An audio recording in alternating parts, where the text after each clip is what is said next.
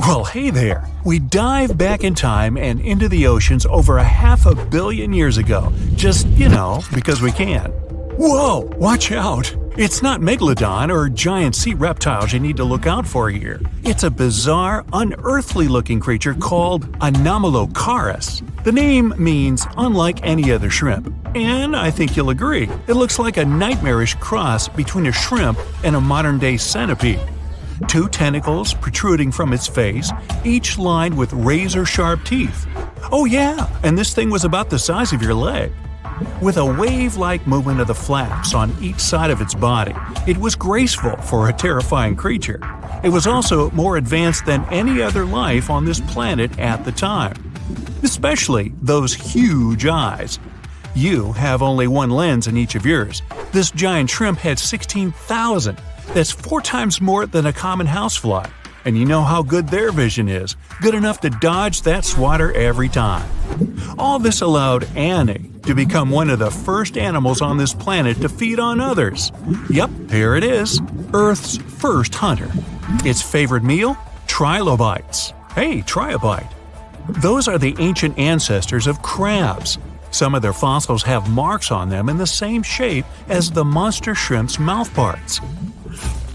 Terrors of the past like this got to be so giant thanks to more oxygen in the atmosphere. A perfect example of this, Meganeuropsis. Imagine a dragonfly. Now make it as big as a cat, and with a wingspan longer than your arm. Megan, the monster-sized dragonfly, could easily grab other insects or even small animals, and she ruled the air with quick movements. Back then, there were still no large birds or other airborne enemies for this behemoth bug, so it was safe and free to grow as large as this planet would allow. Piranhas of the past were also jumbo-sized. Mega piranha was about 3 times the size of the river terrors we have today.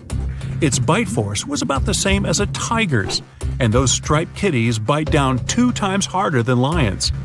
That means it probably not only dined on other fish and any land creatures that, got too close to the water, but it could also easily crunch down on large turtles and other unlucky shelled creatures. And fun fact, modern-day piranhas bark like dogs when they're about to enter a confrontation. It actually sounds more like a frog's ribbit. But makes you wonder, what did this mega-sized ancient cousin sound like? A bear roaring? How about giant sea scorpions the size of your bed? Go back about 460 million years and you'd see them swimming under you. And watch out for that tail. Scientists still don't know if these creatures could use it to inject venom like your standard land scorpion, but something tells me I wouldn't want that thing anywhere near me. Then there's this guy, Therizinosaurus. Terry looks sort of like a goose with long arms. Oh, and did I mention this goose dino is about 2 stories tall and longer than a bus? Yow! Its arms make the T-Rexes look even more bite-sized, each 8 feet long, almost triple the length of T-Rexes. And on the end, razor-sharp claws the size of your whole arm. Now, don't worry about those lengthy claws too much, though. Terry probably used them to cut through giant termite nests. So, this huge reptilian goose was more interested in eating bugs and plants. Another mega monster for you, Megatherium. The giant ground sloth could look a giraffe straight in the eye and weighed as much as a hippo. It moved mainly on its hind legs and used its massive tail as support. He had huge paws with colossal knife-sized claws. The sloth could use them to defend itself from enemies and to bend tree branches in search of food. But the biggest danger to the giant ground sloth wasn't dinosaurs or saber-toothed tigers, it was our own species.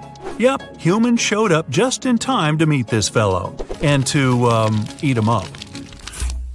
Titanoboa was a terrifying 50-foot snake, as long as the great Megalodon itself.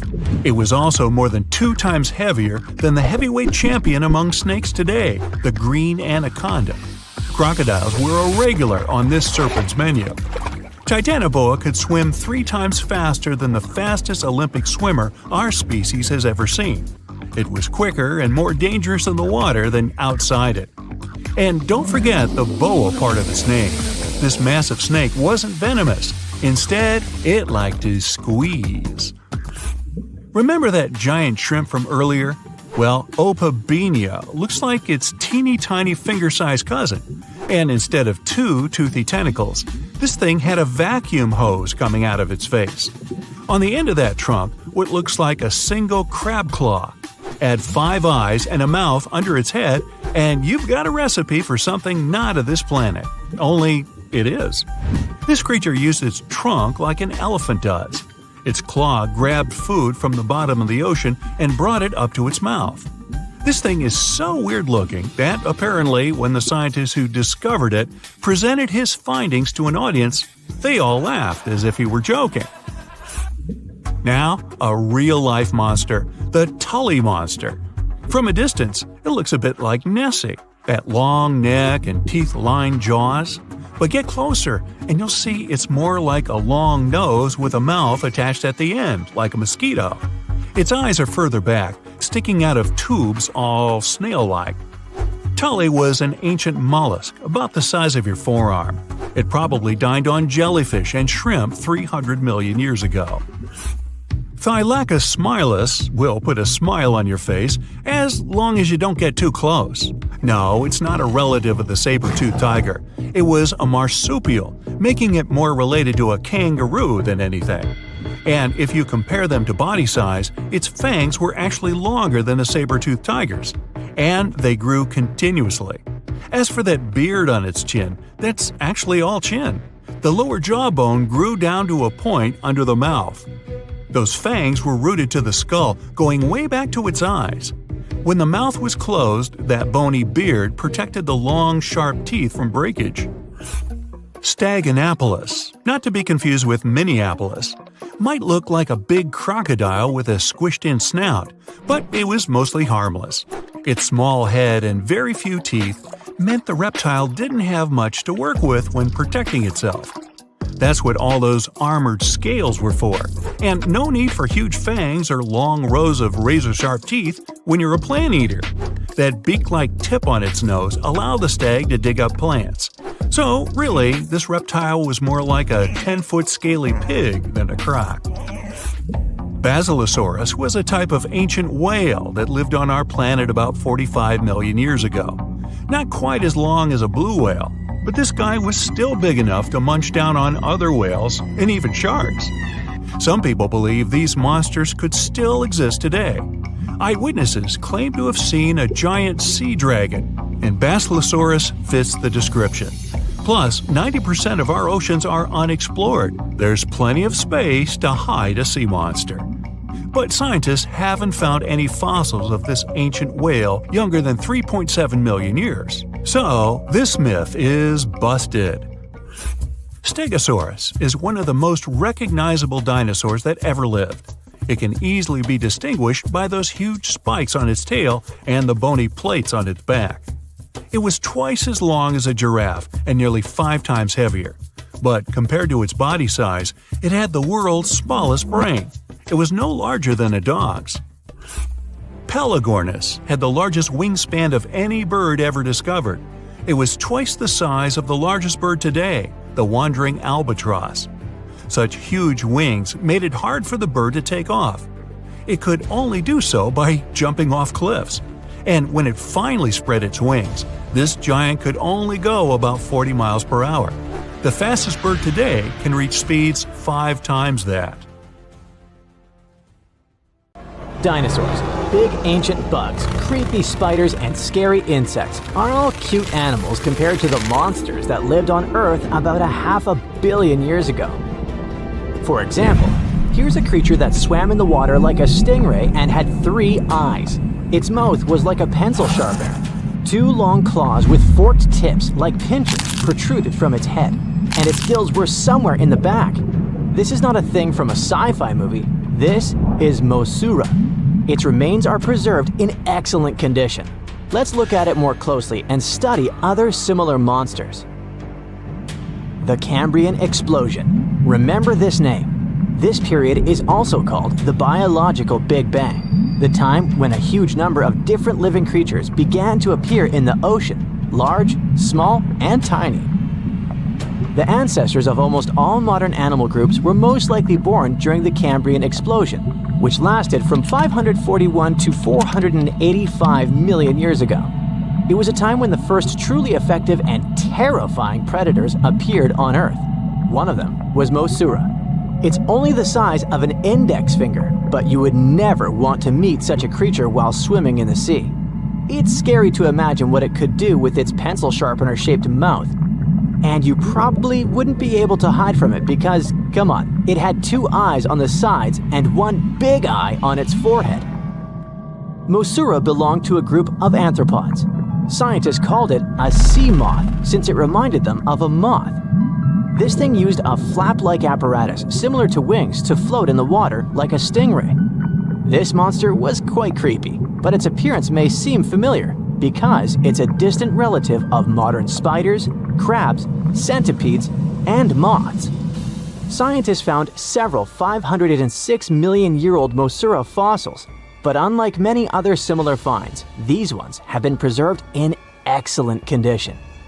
The found fossils showed sharp claws, a toothy jaw, and large gills in the tail section. Some parts of the fossil were so clear that they revealed the details of the creature's internal anatomy, including parts of its nervous and circulatory systems and digestive tract. It had jointed limbs like those of modern insects and crustaceans. When this monster swam in the sea, it probably grabbed its prey with long spiked claws sticking out of its head. Many Mosura relatives have claws covered with multiple spikes, which help them grab food. But that ancient creature had smooth claws forked at the tips. That is, it grabbed the prey with those tongs, using them like chopsticks, and then brought it to its mouth. Of course, this is an assumption, and nobody saw how this creature actually did it. Unlike many other similar animals, Mosura's posterior segmented body was studded with gills. Scientists don't know why this was necessary, but they assume that such an unusual breathing system helped to adapt to an environment with low oxygen content. Perhaps Mosura led a very active reproductive lifestyle that required high oxygen consumption. Creepy, dangerous, and reproducing fast. An excellent set of qualities for one of the most dangerous predators of antiquity. But what did Mosura eat? It probably caught different types of worms and small arthropods. It's nice to think that this monster lived so long ago and was so small. But what if this creature was the size of a shark and was swimming in the ocean these days? Perhaps it would become a dominant dweller and people would swim much less along the coast. Mosura lived in the water but was discovered in the Burgess Shale Rock Formation in the Canadian Rockies. Many mountains on Earth were once the seabed inhabited by strange creatures. One of them was Opabinia. It had 5 eyes, a mouth facing backward, a long trunk and claws instead of a nose. Wait, what? It's too strange even for science fiction, even for outer space. In its eccentricity, Opabinia was perhaps the loneliest creature on Earth. Scientists couldn't find another species that would be similar to this individual until recently. Meet Utaurora. It seems to belong to the same species as Opabinia. Its inch-long body was divided into 14 to 15 furrows. Each of them ended in a pointed flap.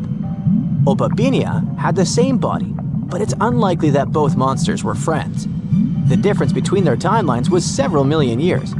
It's hard to imagine why these monsters needed such strange body structures. Why haven't modern filmmakers used the design of those animals to create cool space monsters yet? Okay, they were creepy creatures, but what about weird and kinda useless ones? Scientists have discovered Su, a legless creature with no head turned inside out. Huh? This 444 million-year-old creature was found in South Africa, north of Cape Town. They called it Su after the discoverer's mother. In fact, it's some kind of new arthropod species that may have lived in low-oxygen waters. This creature was turned inside out, and the outer shell with the legs and head was lost. Thanks to mineralization, muscles, tendons, and even Su's intestines were preserved on the fossil. It's a great success to find such detailed remains of an ancient creature. However, scientists still can't determine the evolutionary history of this species. They're sure that it was a primitive marine arthropod. Okay, we can see that 500 million years ago, Earth was filled with creepy monsters, which fortunately are now extinct. But what about trees? Were they the same as we see now? Or was there something else? Something creepy? Oh yeah.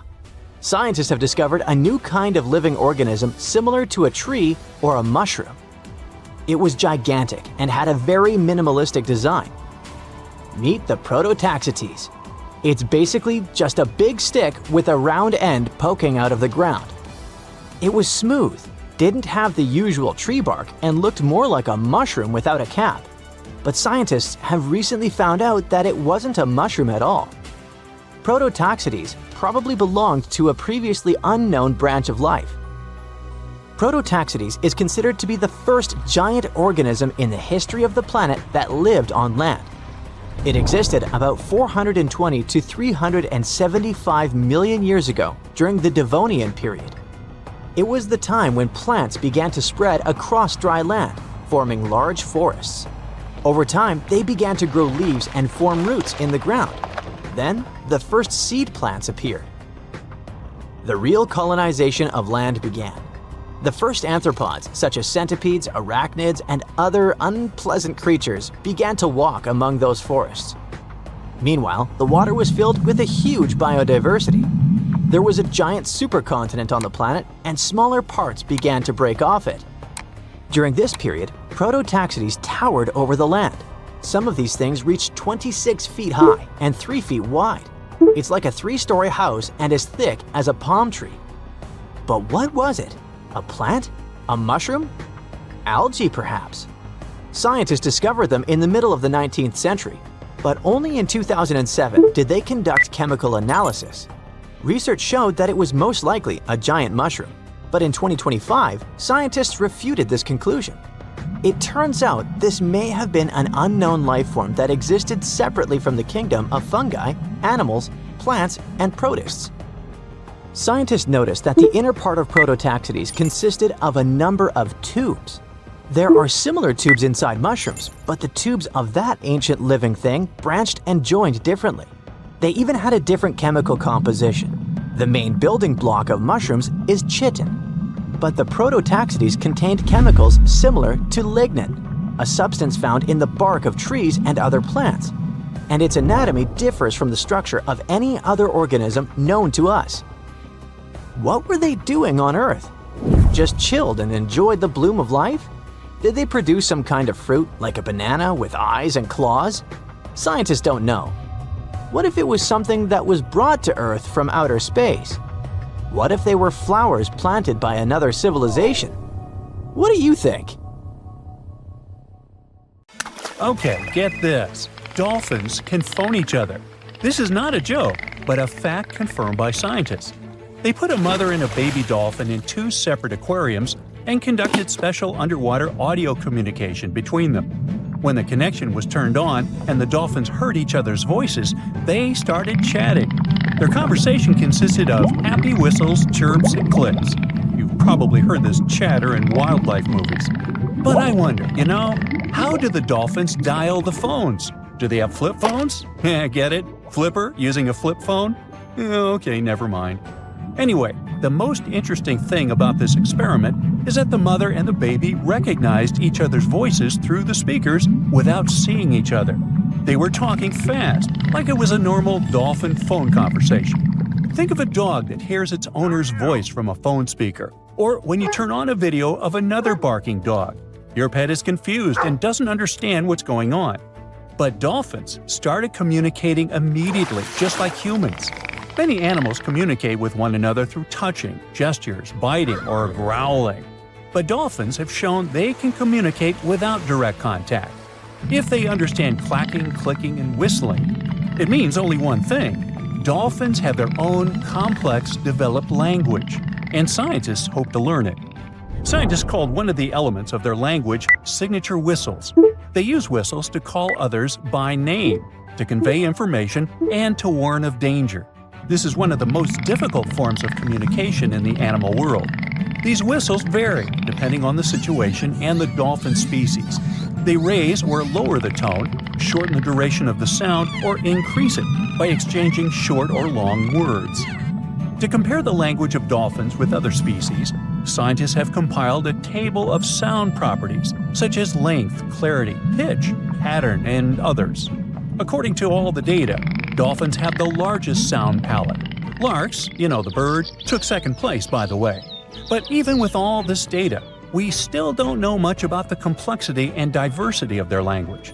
In one of the latest studies on this topic, scientists analyze about 1,000 dolphin communication recordings made over the past 40 years.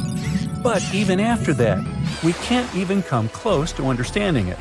It's possible that AI will handle this better than humans.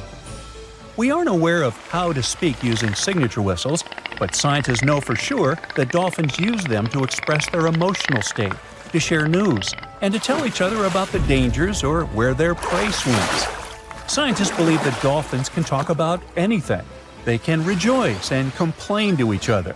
They even communicate in different styles at the same time, like people who are chatting at a noisy party. But in addition to sound signals, they use body postures, jaw claps, bubble blowing, and fin stroking. They form groups, assign tasks, and work as a team. If one dolphin knows a place with food, it will tell its friends about that, like Instagram. If they spot a shark, they'll warn others about it. There was even a case where 2 bottlenose dolphins scared a spotted dolphin. A couple of days later, this dolphin returned to that place with its friends. It's like when some bad guy bullies you and then you call your friends to help deal with him. What if we learn dolphins' language and find out that they're smarter than humans? What if they gossip about the human race and laugh at "Oh, brother, get a load of these dumb people. They're fighting each other over nothing. What do they spend their lives on? Why don't they just chill and enjoy life? They create too many problems for themselves. It's a good thing we're smarter than them and can just relax in the ocean. Yeah, dude, let's stay away from them." Or maybe they know a lot more about nature and the ocean than people do. What if they discuss the problems of the ocean and have unknown technologies? Of course, these are all theories, but just imagine how cool it would be if you could understand dolphins and respond to them using a special program. You could get yourself a good friend that's interesting to talk to and can take you for a ride in the waves. Ooh. Unfortunately, at the moment, it's still very unlikely. Dolphins are too fast swimmers. It's difficult to constantly record their communication using high-tech equipment. Even the slightest change in the dolphin's whistling is associated with their actions. Their whistles may sound the same, but the context is different. They play, fight with one another, chase fish, or run away from a large shark, and all the time, they use their language. Well, we have the same situation. We raise our hands when we want to say hello, but we also raise them when saying goodbye. Our wow reaction can mean both joy and horror, depending on the context. Dolphins have the same complex communication. For example, they clap their jaws when they fight each other, but they also do it when they play. Dolphins are unique not only because of their brains and the way they communicate. Perhaps you don't know that dolphins are not fish, they're mammals. Yeah, you knew that. They can't breathe underwater because they don't have gills. They come to the surface, take a deep breath, and swim for about 10 minutes. Then they repeat this process.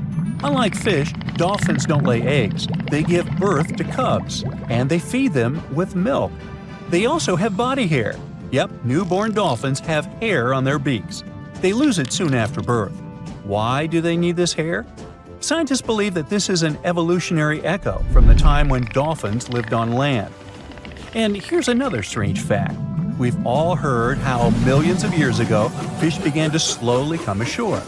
During evolution, they changed their appearance, adapting to new life on solid ground, and so they gradually turned into mammals. But dolphins are unique since their development is kind of reversed. They were originally amphibians that lived near bodies of water.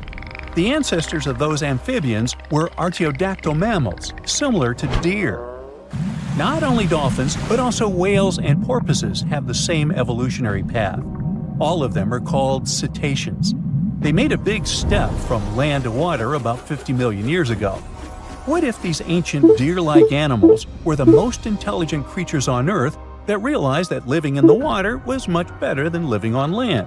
and they haven't regretted that decision yet. Dolphins have a big brain. Chimpanzees and humans have brains of the same size, and they all have something in common. Dolphins have a long lifespan, and they form groups. They show the emotions of sadness, grief, happiness, and joy. They can assess situations and solve problems. But the coolest thing is they can pass the mirror test. That means they recognize their reflection in the mirror. They don't just look at themselves. No, they pay attention to the parts of their bodies that they can't see otherwise. They examine their movements in the mirror. Their behavior in front of a mirror is not much different than that of humans. This indicates their self-awareness and high intelligence. Do they feel sad if they don't like their body? Can they be happy if they have, let's say, a beautiful tail? In addition to these features, dolphins have a real superpower: echolocation. By producing clicks and whistles, they can find their relatives that are pretty far away. They can spot prey or an enemy despite poor visibility in the ocean. This power allows them to sense a metal implant in the body of a swimming person. We are 70% water. Therefore, when we dive into the sea or ocean, for dolphins, we become part of their echolocation field. When they emit a sound, the sound waves crash into a metal object inside the human body, and the dolphins immediately feel it. And some dolphin species can turn off half their brain while sleeping. One eye is kept closed, and the other eye monitors the situation so as not to miss danger. Ooh, smarty pants dolphins. So imagine stumbling upon a creature so huge it could dwarf even the largest known marine animals today. Scientists discovered the fossils of this beast on England's coast and believe it once ruled the waves. The new species was named Ichthyotitan severnensis, but thankfully for me, scientists nicknamed it the little stock monster. Its estimated lengths range from 72 to 85 feet long, almost as big as a blue whale. Megalodon can't even compare to this. It was only about 60 feet long.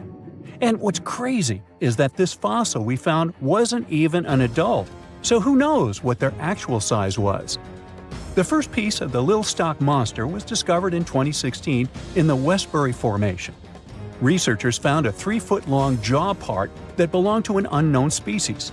For years, this single fragment had been driving them crazy because they had no idea what that animal was. Then, in 2020, a miracle happened, of sorts. A father with his 11-year-old daughter found the second piece of fossil on a beach. This discovery led to more findings. Finally, in 2022, the last piece of the literal jaw puzzle was found, buried along the Somerset coast. This leviathan belonged to the Shastasaurid family. Both the little stock monster and other Shastasaurids had one ancestor, so all the species in this family are super similar to each other. For example, all of them were the largest marine reptiles ever to exist.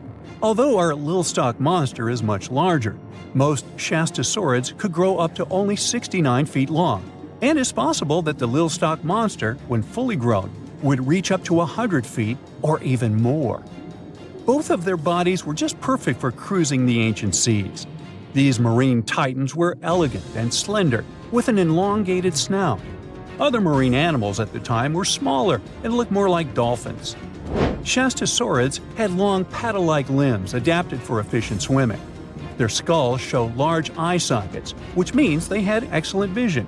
If you were in the ocean, no matter what time it was or where you were hiding, they could spot you. They were also incredibly fast and could dive to great depths. Of course, all these things made them the most terrifying predators. They ate pretty much everything, including fish and squid, and you if you were there. They probably captured their prey like whales, opened their huge mouths, and literally sucked the fish in. What made the little stock monster especially scary is that it wins in the jaw competition. For other Shastasaurids, their jaws were a bit weaker, so they hunted smaller fish, kind of like today's orcas. They required vast amounts of food. This shows us that the Earth's Triassic oceans had rich, productive food webs. But the little stock monster has this unique feature. It could open its jaw almost 90 degrees upwards. It also had tons of powerful muscles around. Its jaws were horrifyingly strong. So while others were hunting some squids, the little stock monster probably hunted large fish and even other marine reptiles. Fossils of Shastosaurids have been found everywhere in the world, from North America to Asia. This means that these creatures dominated and terrorized the oceans for millions of years, although even they weren't completely safe from scavengers. And that's exactly why we struggle to find these fossils now. Scavengers didn't leave any remnants of them. So, while we have some fossils of this marine family, they mostly remain a mystery for us. They lived in the oceans about 200 million years ago, in the late Triassic period. The Earth looked completely different back then. All continents were united in one Pangaea, a huge landmass. Some parts of this supercontinent were covered with lush conifer forests, while others were dry deserts and open prairies. It was before the famous Jurassic period, but there were already first pterosaurs and amphibians. It seems like those monsters were crazy resilient. The Triassic period was super unstable, but they survived through many changes in the environment. Well, until the last one. The Triassic extinction came out of nowhere. It was one of the Earth's big 5 extinction events. It wiped out almost all species on the planet, including these leviathans. It's still not clear what happened exactly, but it looks like there was a huge tectonic activity. Volcanoes in the oceans were going crazy back then. These massive volcanic eruptions have probably altered the climate and ocean chemistry, leading to the extinction of many species. Scientists have a theory that it might have happened because there was a rain of comets flying to our planet from the Oort cloud. This likely happens about every 200 million years or so. I wasn't around then, so I'm just guessing here. In any case, after the extinction, the Earth took some time to recover. Then it entered the famous Jurassic period. More terrifying sea monsters were on the way. One of them left us a colossal skull. This fossil is 150 million years old, and it also belonged to a sea beast from Jurassic times. They called it the Sea Rex. The name is very fitting. This monster could have broken a car in half with one bite. It was also discovered accidentally. A fossil enthusiast was walking along the Jurassic coast. This place is famous for having tons of ancient fossils, all because of the erosion and stormy weather. Typically, people find small spiral fossils here. However, this time, he discovered a giant sea monster fossil. Excited, he contacted scientists. They arrived at the spot right away and then had to carefully climb down a cliff to search for the rest of the skull. This fragment alone is 6.5 feet long. Turns out it's a newly discovered species of pliosaurs, giant predators of the ancient seas. Pliosaurs were among the largest marine predators ever. Some of them grew up to 40 feet long. They used their huge teeth to snatch and devour prey, including other reptiles. Well, at least those creatures are far gone. But what about the horrors that still live in our oceans? Recently, biologists discovered the world's longest animal, the one that's still alive to this day. They found it off Australia's coast, on the Gascoyne coast, a very mysterious and unexplored place. There, underwater vehicles stumbled upon a frightening 150-foot-long siphonophore. That's twice as long as many blue whales and 3 times as long as a humpback whale. Doesn't it kind of look like one of those toy string worms? But this creature isn't friendly at all. It's a string-like deep-sea predator. What's even more scary is that this isn't actually one creature. It's a colony of small clones working together as one. Basically, collective consciousness. Ooh, Borg. Together, they stretch out like a single long string in the water. This creature might be the longest siphonophore ever found, and it was discovered at a depth of around 2,000 feet. Siphonophores, similar to jellyfish, capture their prey by dangling stinging tentacles in the water. When their tentacles touch small crustaceans and fish, they get paralyzed, and then they're reeled up to the colony's body. Expeditions to Western Australia's underwater canyons were definitely worth it.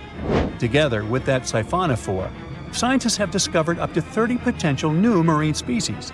Among them were a new octopus or squid, a long-tailed sea cucumber, glass sponges, and giant hyroids, colonies of animals resembling upside-down jellyfish. None of them have been seen before in Australia. But most of them weren't as scary as the one that was recently discovered in the Gulf of Mexico. This creature is straight out of a sci-fi thriller, a 26-foot-long mangapinna squid or bigfin squid. It was discovered near an offshore oil rig at a depth of more than 7,800 feet. It has incredibly long elastic tentacles, which can be 15 to 20 times longer than its body. It holds them at right angles to its body, making it look even creepier, almost as if it has elbows. And yes, it's another deep-sea predator. These 10 tentacles probably help the squid trap their prey and drag it onto the seafloor. We barely know anything about this extraterrestrial-looking creature because they're very hard to find and study. And if you think their tentacles are awful, just check out these creatures with 20 arms. This thing looks like a facehugger. This new species is lurking in the frozen depths of Antarctica. Experts were searching for cryptic sea animals known as Promachocrinis, or Antarctic feather stars. They're kind of similar to starfish and sea cucumbers, but have an otherworldly appearance and can live up to 6,500 feet below the surface. It's called the Antarctic strawberry feather star. Despite its pretty name, its appearance is anything but cute. It has a bizarre strawberry-like body from which 20 spindly arms branch off. Its coloring ranges from purple to dark reddish, and the arms all have different lengths and thickness. Who knows how many more of such scary creatures we'll discover in the future? There's a creature somewhere deep in the ocean looking for prey that would make Dracula himself proud. It's been around since before even the dinosaurs walked the earth. It has no bones or jaw, but it doesn't stop this underwater vampire from hunting. The name of this eel-like parasite is the Pacific lamprey. The English monarch loved this fish so much that he defied doctors' orders to stop eating lamprey flesh. He got sick every time he'd have the original gooey fish. But the lack of bones and the fact that this lamprey tastes like slow-cooked beefsteak made the royal fall in love with the fish once and for all. The product of this love was a chill in his aged body, some heavy sweating, and some other scary symptoms, which eventually took his life and interrupted his 35-year reign. The lamprey is way better at surviving, as it lived through at least 4 mass extinctions. Its ancient ancestors evolved over 450 million years ago. There are around 40 living species of lampreys still thriving across the world. The Pacific lamprey is just one of them.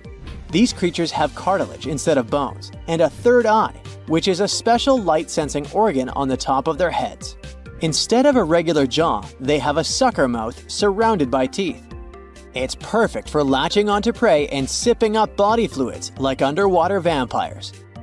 Once they pick a victim, they suction it, making a seal that's almost impossible to break. Scientists believe the Pacific lampreys don't munch on flesh. Female lampreys lay up to 200,000 eggs in nests that stay in fresh water for 3 to 4 weeks. Once the larvae hatch, they burrow into sediment and stay under the sand for up to a decade. When they hit their teenage years, these miniature Draculas re-emerge and migrate from freshwater all the way to the Pacific Ocean. This journey isn't the easiest, and it takes some changes to its appearance and physiology to adapt to a huge change in salinity. After several years, they go back to freshwater to reproduce.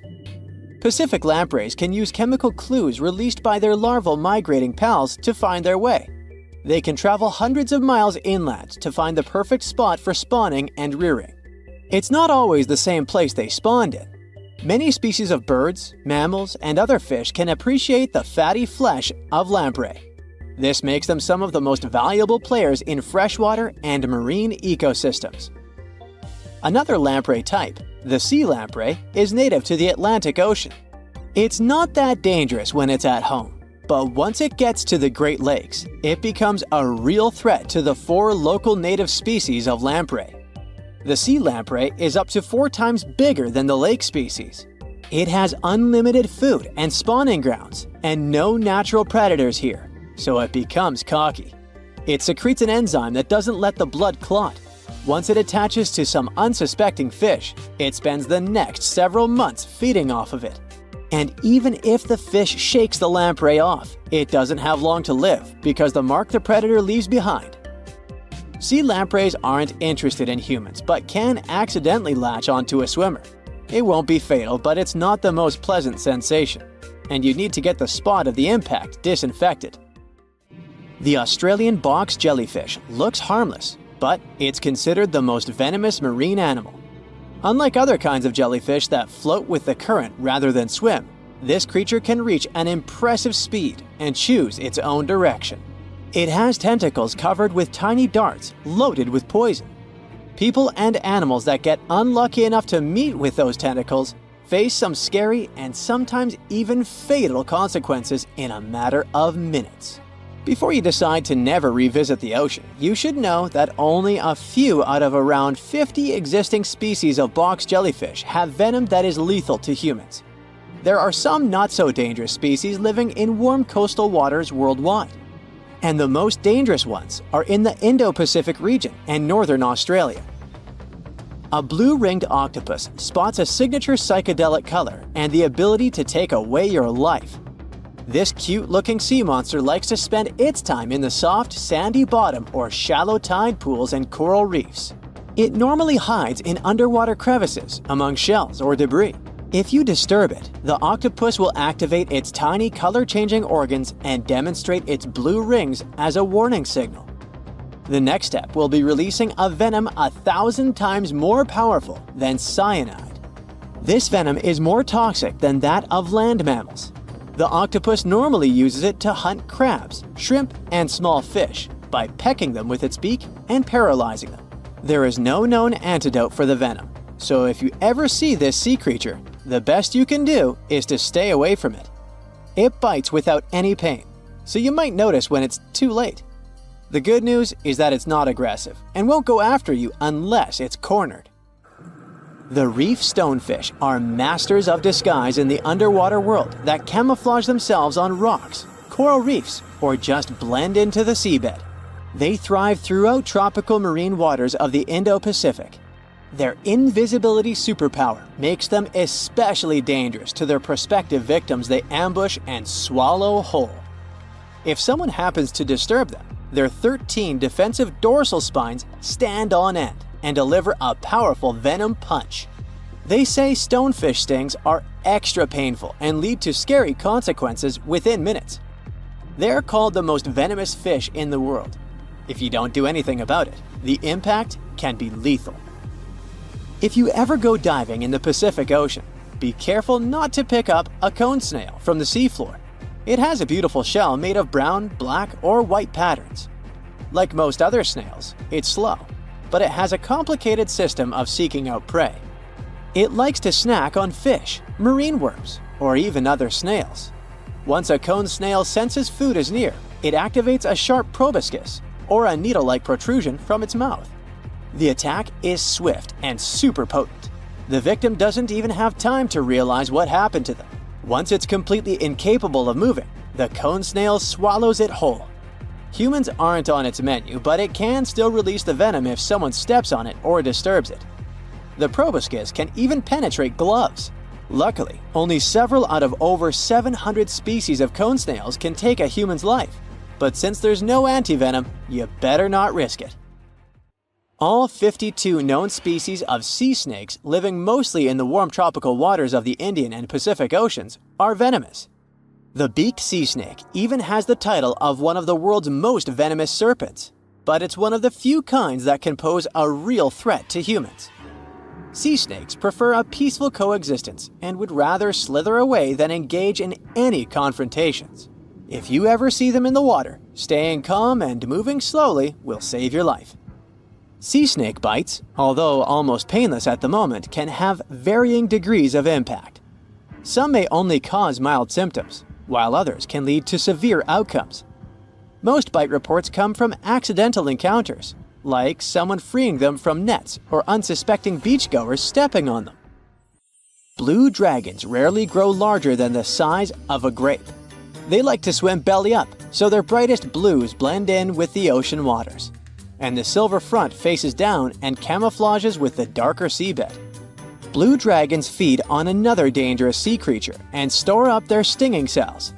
Their venom lives on even after the fish itself is no longer alive. That's why you should be extra careful and never pick up or step on them on the beach. There are plenty of fish in the sea. Some of them look totally like Nemo or Dory. Then there's the butterfly fish and fancy guppy, which is indeed really fancy. And then there's... what on earth is that? I would definitely not pay for a diving experience to see this guy. The anglerfish has the unofficial title of the ugliest animal in the world, but I wouldn't dare to break that news to it. There are more than 200 species of anglerfish currently swimming somewhere in the gloomy depths of the Atlantic and Antarctic Oceans, up to a mile below the surface. Some of them prefer different living conditions, the shallow tropical environments. Different kinds of anglerfish vary in shape and size, from the famous black sea devil to frogfish, monkfish, football fish, goosefish, batfish, and sea toad. The larger ones can be half as long as a full-sized bed, but most are less than a foot long. Since the choice of meals where these guys live isn't that huge, they had to come up with a unique hunting strategy. They don't waste their priceless life energy on following prospective prey. Instead, they use a piece of dorsal spine that sticks above their mouths like a fishing pole, hence the name of the fish. There's a sac of bioluminescent bacteria that glows brightly in the dark at the end of that rod.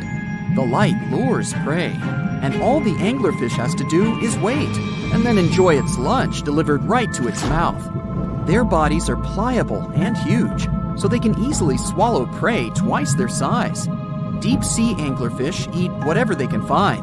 Species that live in more shallow water aren't picky either, and can eat anything from shrimp to snails and small fish.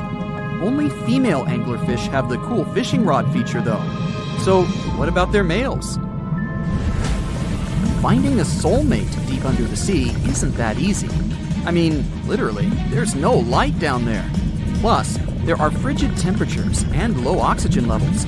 Anglerfish can't afford to go on many dates in those conditions, so they mate for life. And before you go aw about it, I have to tell you, they do it in quite a special way. Male anglerfish are much smaller than their ladies. The contrast is so striking that when researchers first got interested in their love life, they thought those males were actually the offspring, or larvae, hanging out next to their moms. Certain anglerfish male species have receptors that alert them that there's a female nearby. After they mate, the male bites into his woman and stays attached to her head, belly, near her tail, and other areas he can access. While they morph together forever, the female fish gets the male's cells, DNA, and reproductive organs, but loses her immune response cells. The male gets free permanent housing and nutrition.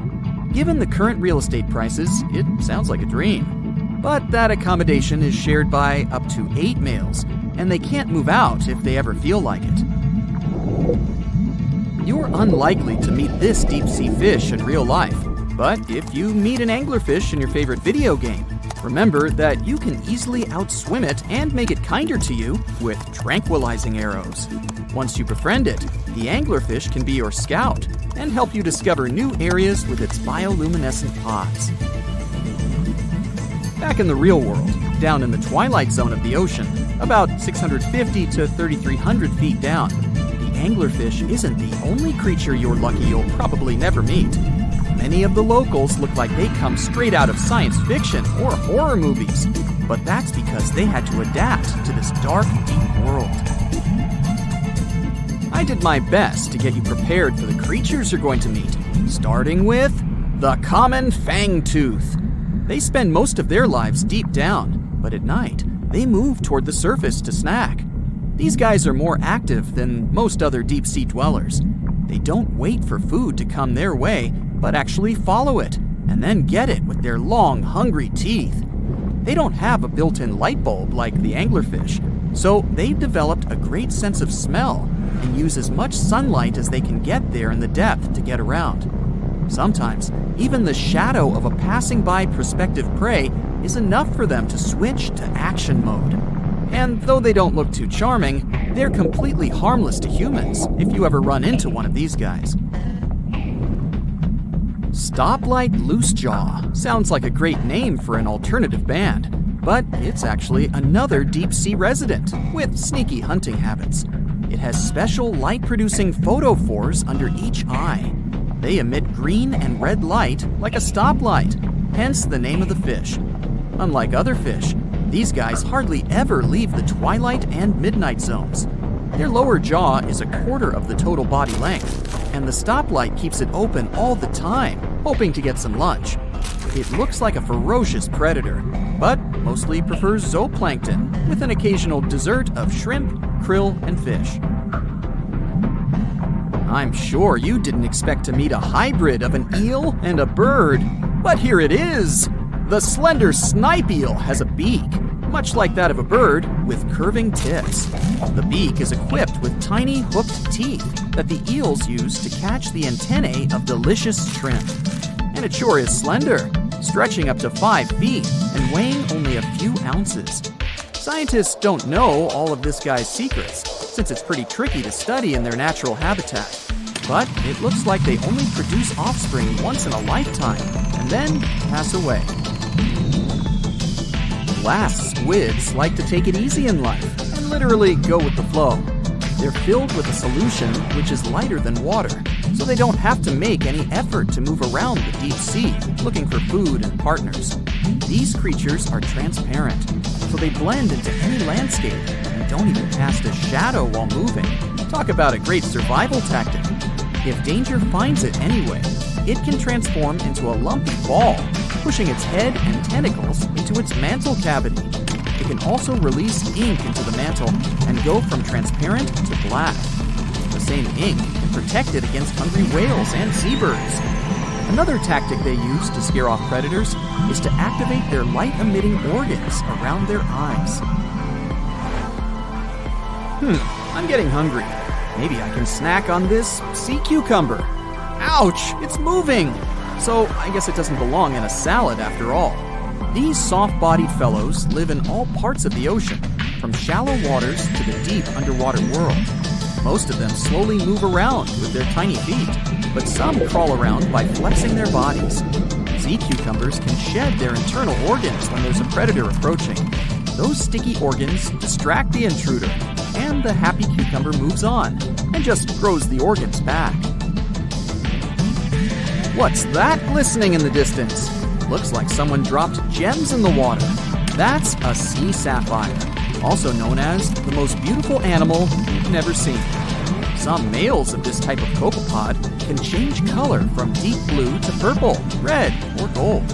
1 second later, it's gone. And it's back, shimmering bright. The secret to this magic is that their bodies are transparent and reflect light differently at certain angles. It looks like it's their way of communicating between each other and attracting mates. Female sea sapphires don't have the same superpower, but their eyes are bigger compared to males, probably to spot them from a distance. Males roam wild and free, and their ladies stay in the crystal palaces of strange barrel-shaped jellies called salps. Most of the ocean is still shrouded in mystery, whether we're talking about dark corners or creatures that are hiding in the depths. But sometimes it gives us a peek into scary things it hides in its cold, dark depths. Like when you hear on the news that there are some deep sea creatures washed ashore after a powerful storm once again. Some just look weird, while others are real monsters that live at depths of more than 3,300 feet. The coldest and deepest parts of the ocean have created one specific phenomenon called gigantism.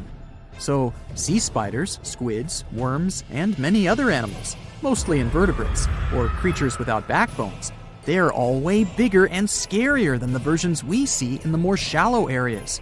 In the Pacific depths, you can see a sea sponge as large as a minivan. Or what about the colossal squid that lives in sub-Antarctic waters and is nearly 14 times longer than the arrow squid, a type that mostly lives in New Zealand? Researchers found many of these underwater monsters in the abyssal zone of the ocean.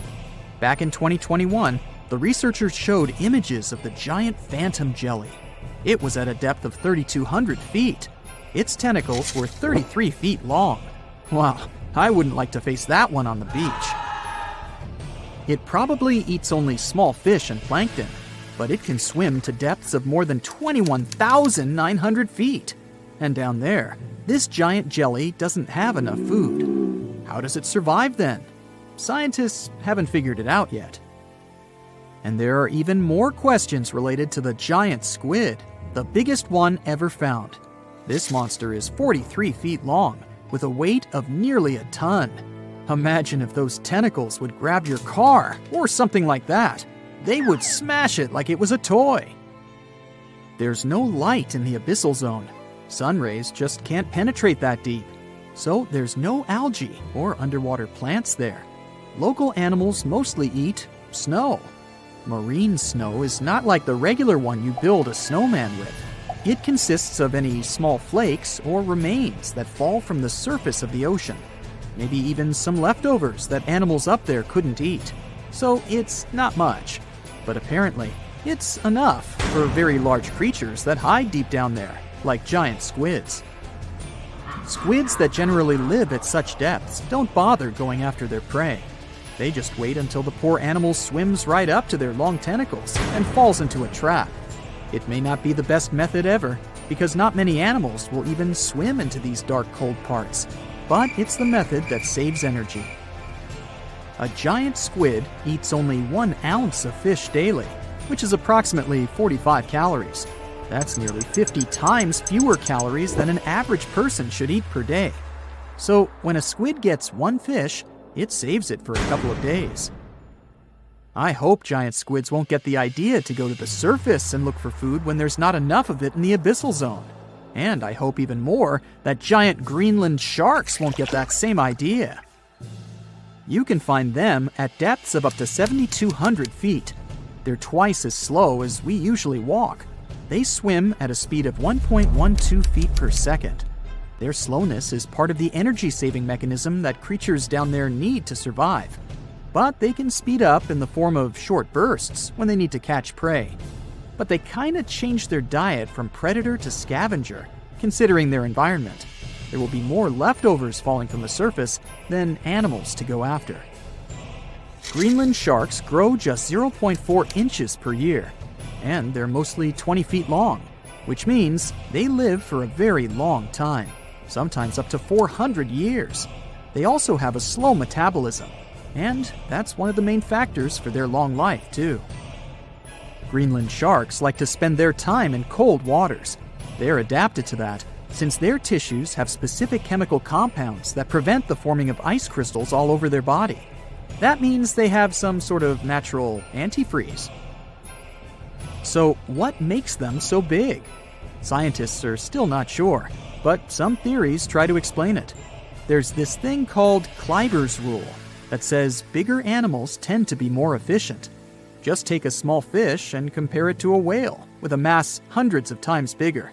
The whale has a greater metabolism.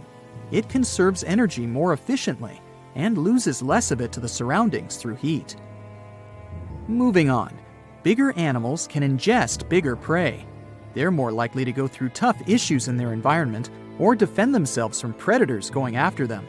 Also, the body gets bigger when temperatures are lower. The Greenland shark is a perfect example. So are giant sea spiders. Sea spiders are generally common, and you find some very small ones at 0.04 inches. But in deeper parts of the Antarctic, they become 3-foot-long giants. They grow so big because the cold water has more oxygen. That way, more of it diffuses into the animal's body, and that allows it to grow bigger. Yeah, both as a creature and a nightmare. And how about this giant tube worm? Researchers found it accidentally while they were exploring the mysteries of the Pacific Ocean floor. They stumbled upon unusual hydrothermal vents. Volcanic heat is a thing that gets them going. As water seeps down through faults or cracks in the rock, these vents change their direction. When the water gets out of the vent, it's rich in different minerals and chemicals. Most animals wouldn't survive being around this toxic soup of chemicals, but not these tube worms. They came as a true surprise, because not only are they not bothered by these toxic vents and the almost boiling temperature of the water, but they developed entire ecosystems there. They're unique because they don't need sunlight to survive. Instead, small bacteria are their main source of energy. That bacteria gets their energy directly from these toxic chemicals. So it's not photosynthesis, but a process called chemosynthesis. And these tube worms don't have mouths. These bacteria live inside them. Strange story, huh? Plus, these scary worms reach up to 8 feet. Giant isopods are no better either. They lurk at the depths of the ocean of 1,640 feet or more below, far away from the sunlight, looking like some monstrous wood lice. They spend most of their time on the seabed, hoping to find some food falling from higher levels of the ocean. Check out their small hooked claws at the ends of their legs. Isopods use them to remain more stable while moving around the ocean floor. Since there's no light, they have long antennae that help them feel their way around. These sensory antennas are about half the length of their body. Giant isopods have pretty big eyes compared to their body size too. They can grow over 12 inches from head to tail. And these fellas are really patient. Remember how we said animals down there rarely get food? Sometimes they need to wait for years to get a proper meal. That's why their metabolism is amazingly slow. 5 years later. They can go for 5 years without eating anything. Imagine that. I get hungry just talking about this. In 2006, a biologist did research to compare the differences between the shallows and the deep sea regions. He realized the deep sea mirrors the island rule. First, isolated parts of land develop biodiversity you won't find anywhere else. Second, small-bodied life there grows much bigger when it's isolated, compared to life on large land masses. Resources are limited, but also competition and predators. And we don't know much about these deep-sea creatures. It's too expensive and too complicated to carry out such research. So we'll just wait for more raging storms to show us at least part of the monstrous world cold ocean depths hide. Wanna high-five a sea creature? Well, put your hand up for the Tasmanian red handfish. This fish doesn't swim like a fish. It walks. It uses its flipper-like hands to stroll around on the ocean floor. These bottom walkers are disturbed by swimmers and boats a lot. Some people even want to take them home as pets. I think it's better to just give them a wave and swim on by. The vampire squid. Its species name is Vampiroteuthis infernalis, which translates to vampire squid from hell. Oh yes, this vampire squid means to terrify everyone with its name, its dark red color, its spikes at the bottom, and the scary fact that it can basically turn itself inside out. The vampire squid loves putting on a good show, but it's as harmless as a kitten is to humans. It's as if Dracula scared the pants off you, but he didn't have blood-sucking fangs. The vampire squid feeds on food particles from plants and animal matter floating near the ocean's surface. Since they're not predators, they need good defensive strategies, and their vampiric look is designed to ward off large creatures who want to eat them. Turning themselves inside out is a defensive mechanism since the spiky areas in the inner skin are more intimidating. They also shoot out a substance that does not have color, but is packed with bioluminescent particles to distract predators. The vaquita. Going out on a boat off the coast of Mexico sounds like the perfect vacation. The sun, the blue water, the most endangered sea creature. Wait, what? The vaquita isn't dangerous, but don't expect it to stick around to say hello or sign any autographs. It's incredibly shy. This little cow, that's what it means in Spanish, is one tiny sea mammal. With those black markings around its eyes, it looks more like a sea panda to me.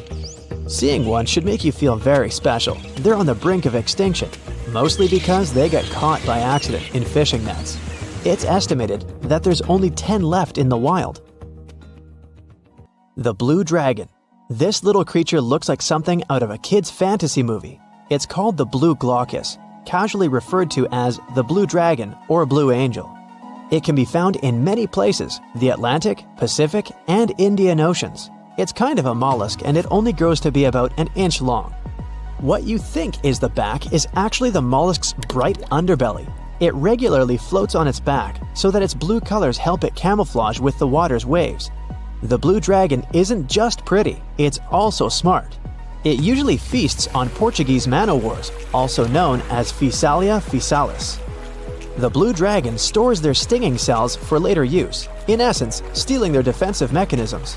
When the blue dragon is threatened, it releases those stinging cells it stored, directing them at an enemy to sting them with more power than the Portuguese man-o'-war would have been capable of. As they can store a huge amount of stinging cells, they can be a threat to humans. So, if you find one, don't pick it up. It's best to admire it from a distance. The barrel-eye fish. If you ever wanted to have Superman's X-ray vision, looking at the barrel-eye fish will make you feel like you gained that superpower at some point in your life without even realizing it. The barrel eye has a transparent head, so you can see how their eyes and brain look inside. This magnificent creature lives in the deep sea. This is the lowest level of the ocean, where strange creatures roam in near-freezing temperatures and constant darkness. They're exposed to water's pressure that's almost 1,000 times that of the surface. If the idea of the deep sea sends a shiver down your spine, stay tuned to learn about another of its creatures later on. The barrel-eye fish can be found in the Atlantic, Pacific, and Indian Oceans. You might be wondering, why oh why would a fish have a see-through head? And that would be a fair question. Since the species was discovered in 1939, it was believed that the fish's eyes were set to see straight ahead and couldn't move.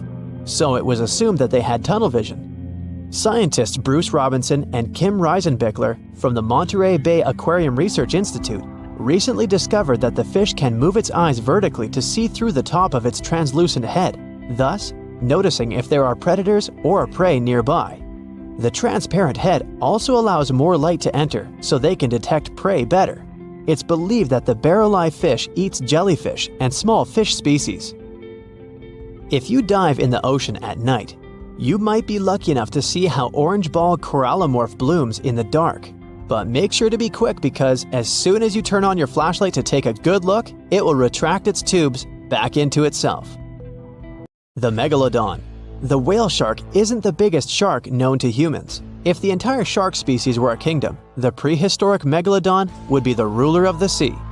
Megalodon roamed the ocean a long time ago.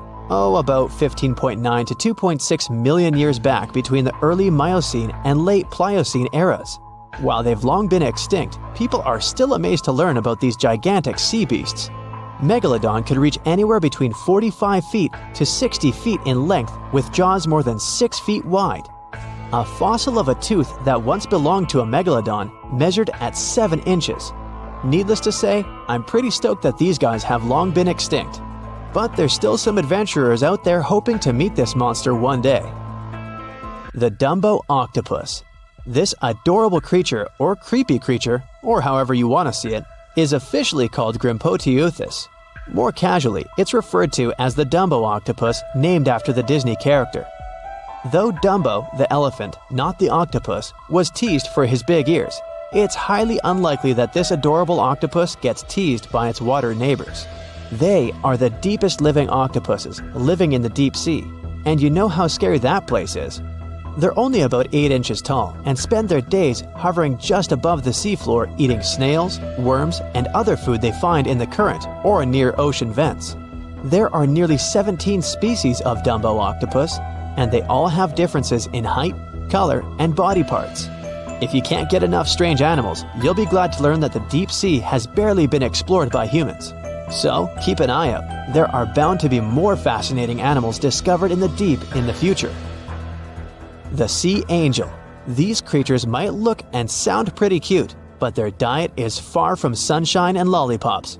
Their favorite food are sea butterflies. They lay mucus traps for them and wait in ambush. The squat anemone shrimp. This shrimp is tiny, only 0.5 inches. It's also known as a dancer shrimp because of its peculiar behavior.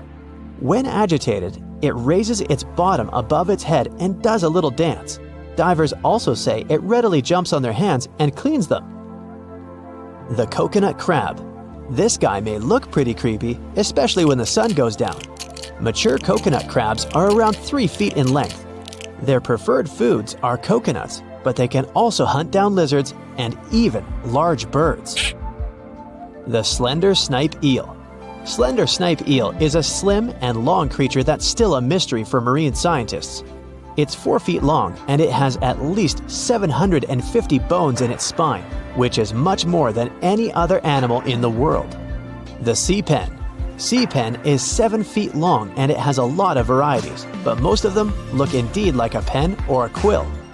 The similarity is even more striking when the animal has a water-filled bulb that anchors it to the floor. The Persian carpet flatworm. This creature looks indeed like a carpet, despite being very small by comparison. It's only 4 inches long, able to become both male and female.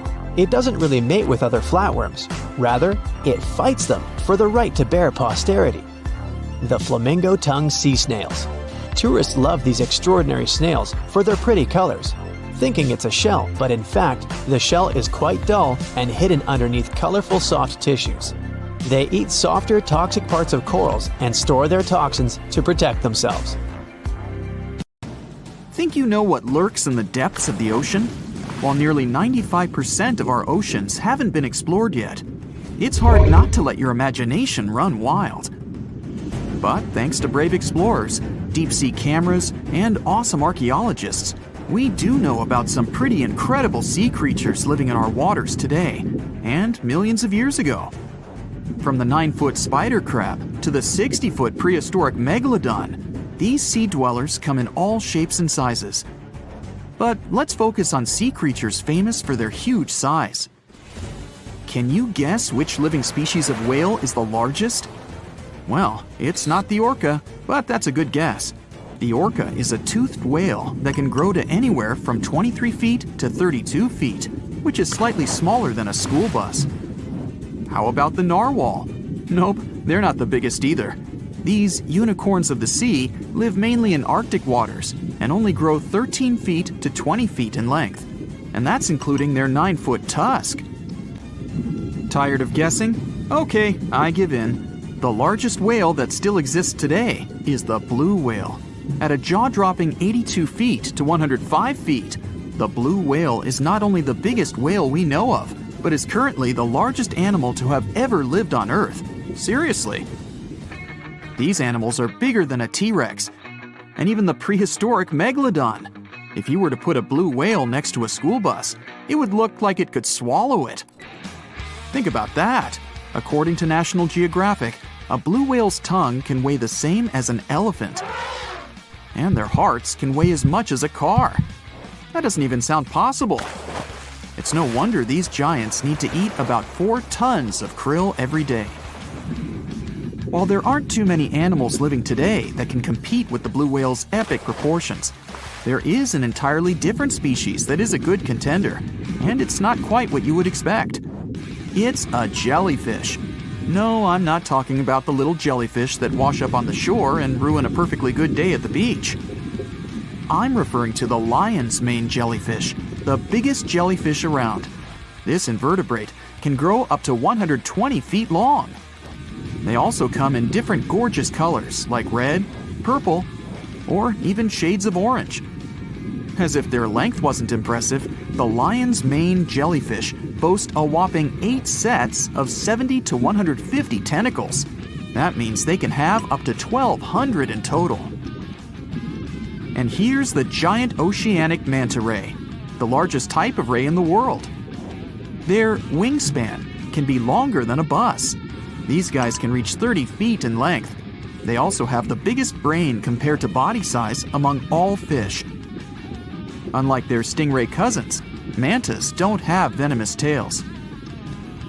And while the lion's mane jellyfish and the blue whale are yet to be beaten for the longest sea creature, there is one marine creature that can grow even larger in length. The Portuguese Physalia physalis, tentacles and all, can reach a length of 165 feet long, and that's according to mentalfloss.com. While this thing may look a lot like a jellyfish, it's actually known as a siphonophore, and there are hundreds and sometimes thousands of them that are genetically identical. Their long tentacles help the organism catch prey, and its sting is fatal to most animals, even humans in some cases.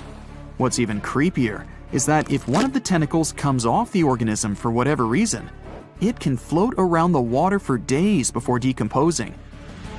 Even if it's detached, This tentacle can still sting you, but don't go running out of the ocean just yet. Your chances of being hurt by a Portuguese Phacelia phasalis sting are pretty slim. However, if you do get stung, the side effects aren't pretty, with welts, stomach cramps, an elevated heart rate, and an upset stomach. While you don't want to go anywhere near these long creatures, they sure are pretty to look at. Check out all those colors. The Shastasaurus is the biggest marine reptile that has ever existed. These predators lived during the late Triassic period, about 210 million years ago. These amazing giants could reach lengths of up to 69 feet and weighed more than 75 tons. This made the Shastasaurus as heavy as a blue whale. And if you could stand this creature up vertically, it'd be as tall as a 7-story building. Despite appearances, the Shastasaurus was actually pretty slim for its size. Its ribcage was only 6 feet across. You'd think that this big guy was chowing down on other dinosaurs, but that's not the case at all. This reptile survived on a diet that consisted of small fish and cephalopods, like octopuses and squids. The Albertonectes is a bright representative of the plesiosaur family, meaning that this marine reptile had a small head on an incredibly long neck and large flipper-like limbs that helped it move through the water. These creatures occupied the seas around North America 76 to 70 million years ago.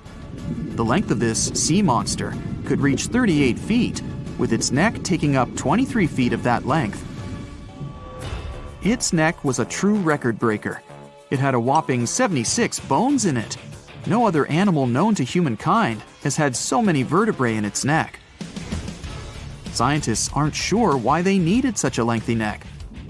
They might have used it to collect shellfish off the seabed, or perhaps it helped them capture their main prey, fish and squids.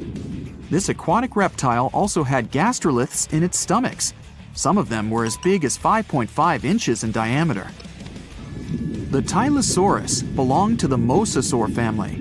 It dominated the shallow seas of North America about 85 to 80 million years ago. This was an enormous predator, with the biggest representatives reaching 45 feet in length.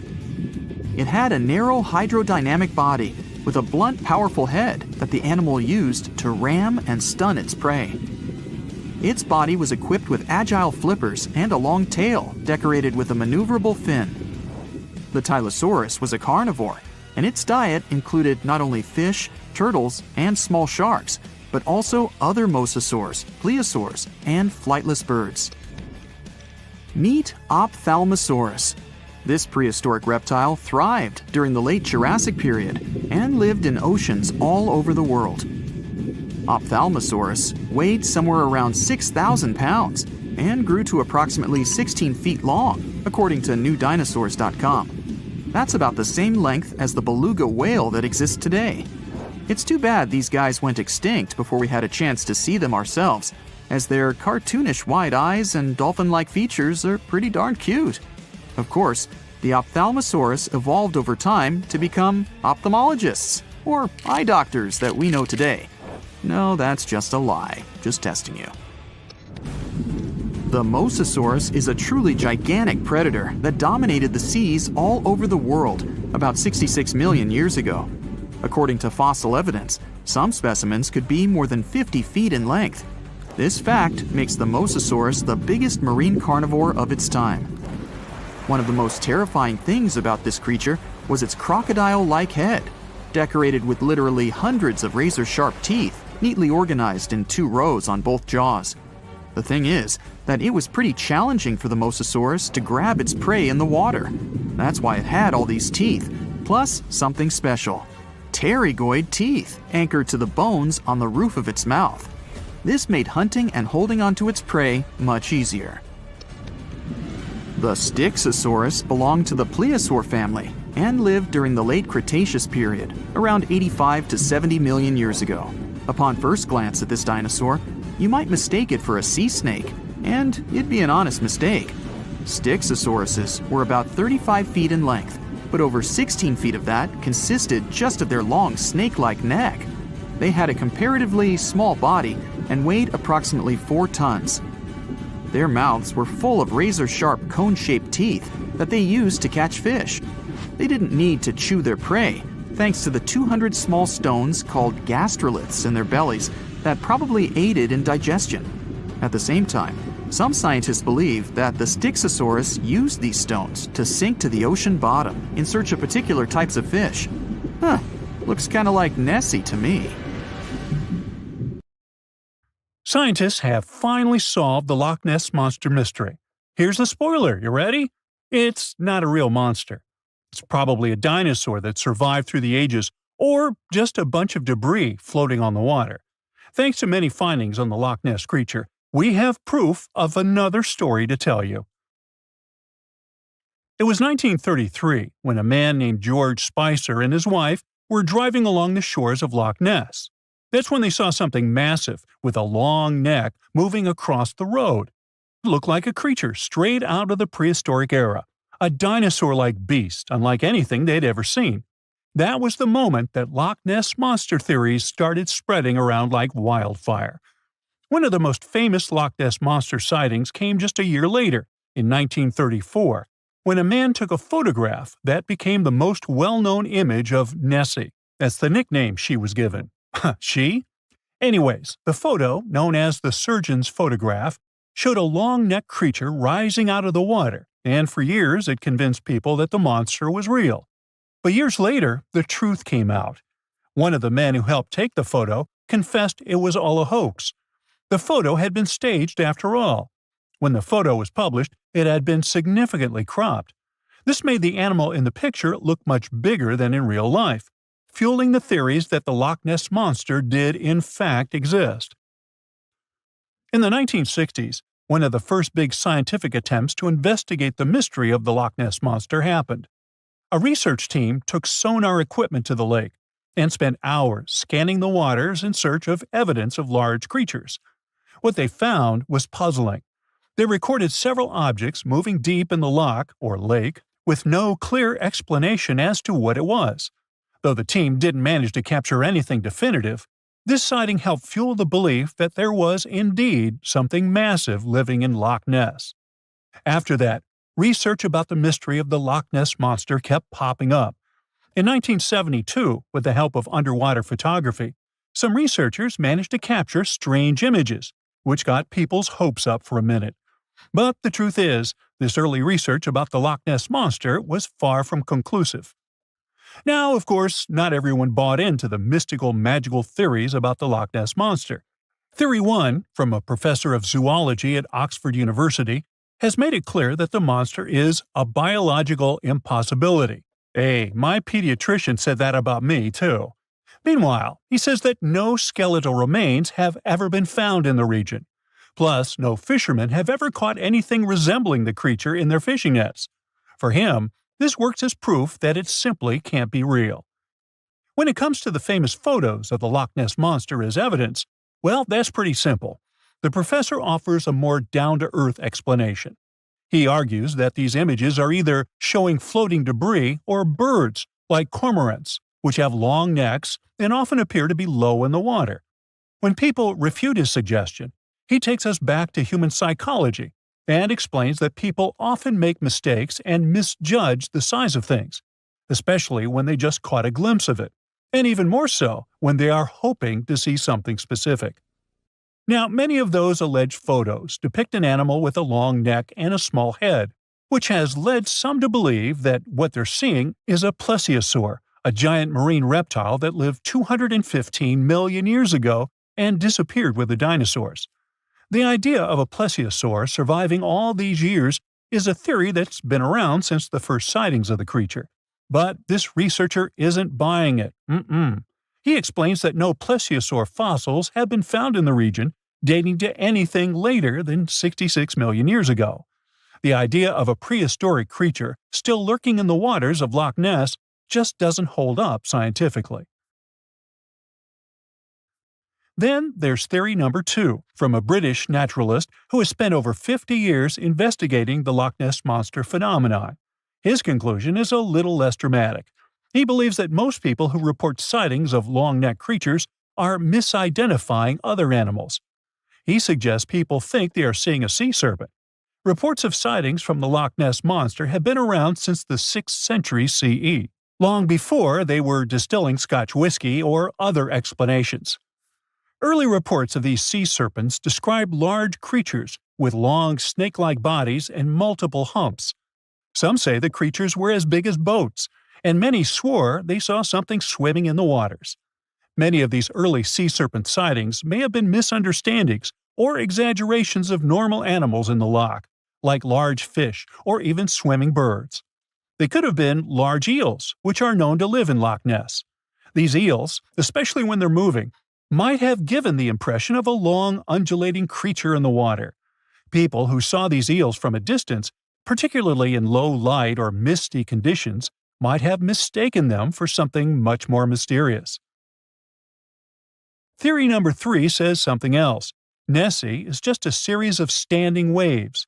These happen when two boat wakes move in opposite directions, creating a big hump in the water that could look like a creature from a distance. Loch Ness enthusiasts even showed how it works, with footage from Fort Augustus, where a river meets Loch Ness. These enthusiasts had big plans to use drones with infrared cameras and special underwater microphones to search the loch. Now, Loch Ness is massive, stretching around 23 miles long and more than 700 feet deep. So, they thought they needed drones and infrared cameras to put an end to this discussion. But despite everything, they haven't found Nessie. But it's not only the Loch Ness Monster that lacks scientific explanation. There have also been scores of sightings of Yetis and Sasquatches that no one can really explain. Folks have made movies, dreaming of finding the truth about these creatures. But, according to recent research and evidence, it looks unlikely that we'll ever find definitive evidence of their existence. Science says they can explain Sasquatch sightings, and this is how. Biologists who study wildlife using camera traps, which are set up in remote areas to capture images of passing animals, have long attempted to find elusive species. These cameras detect movement and snap pictures, providing invaluable data on the biodiversity of different ecosystems. As camera traps collect more photos over time, the number of species recorded grows. However, after a while, the number plateaus, suggesting that no new species are being detected.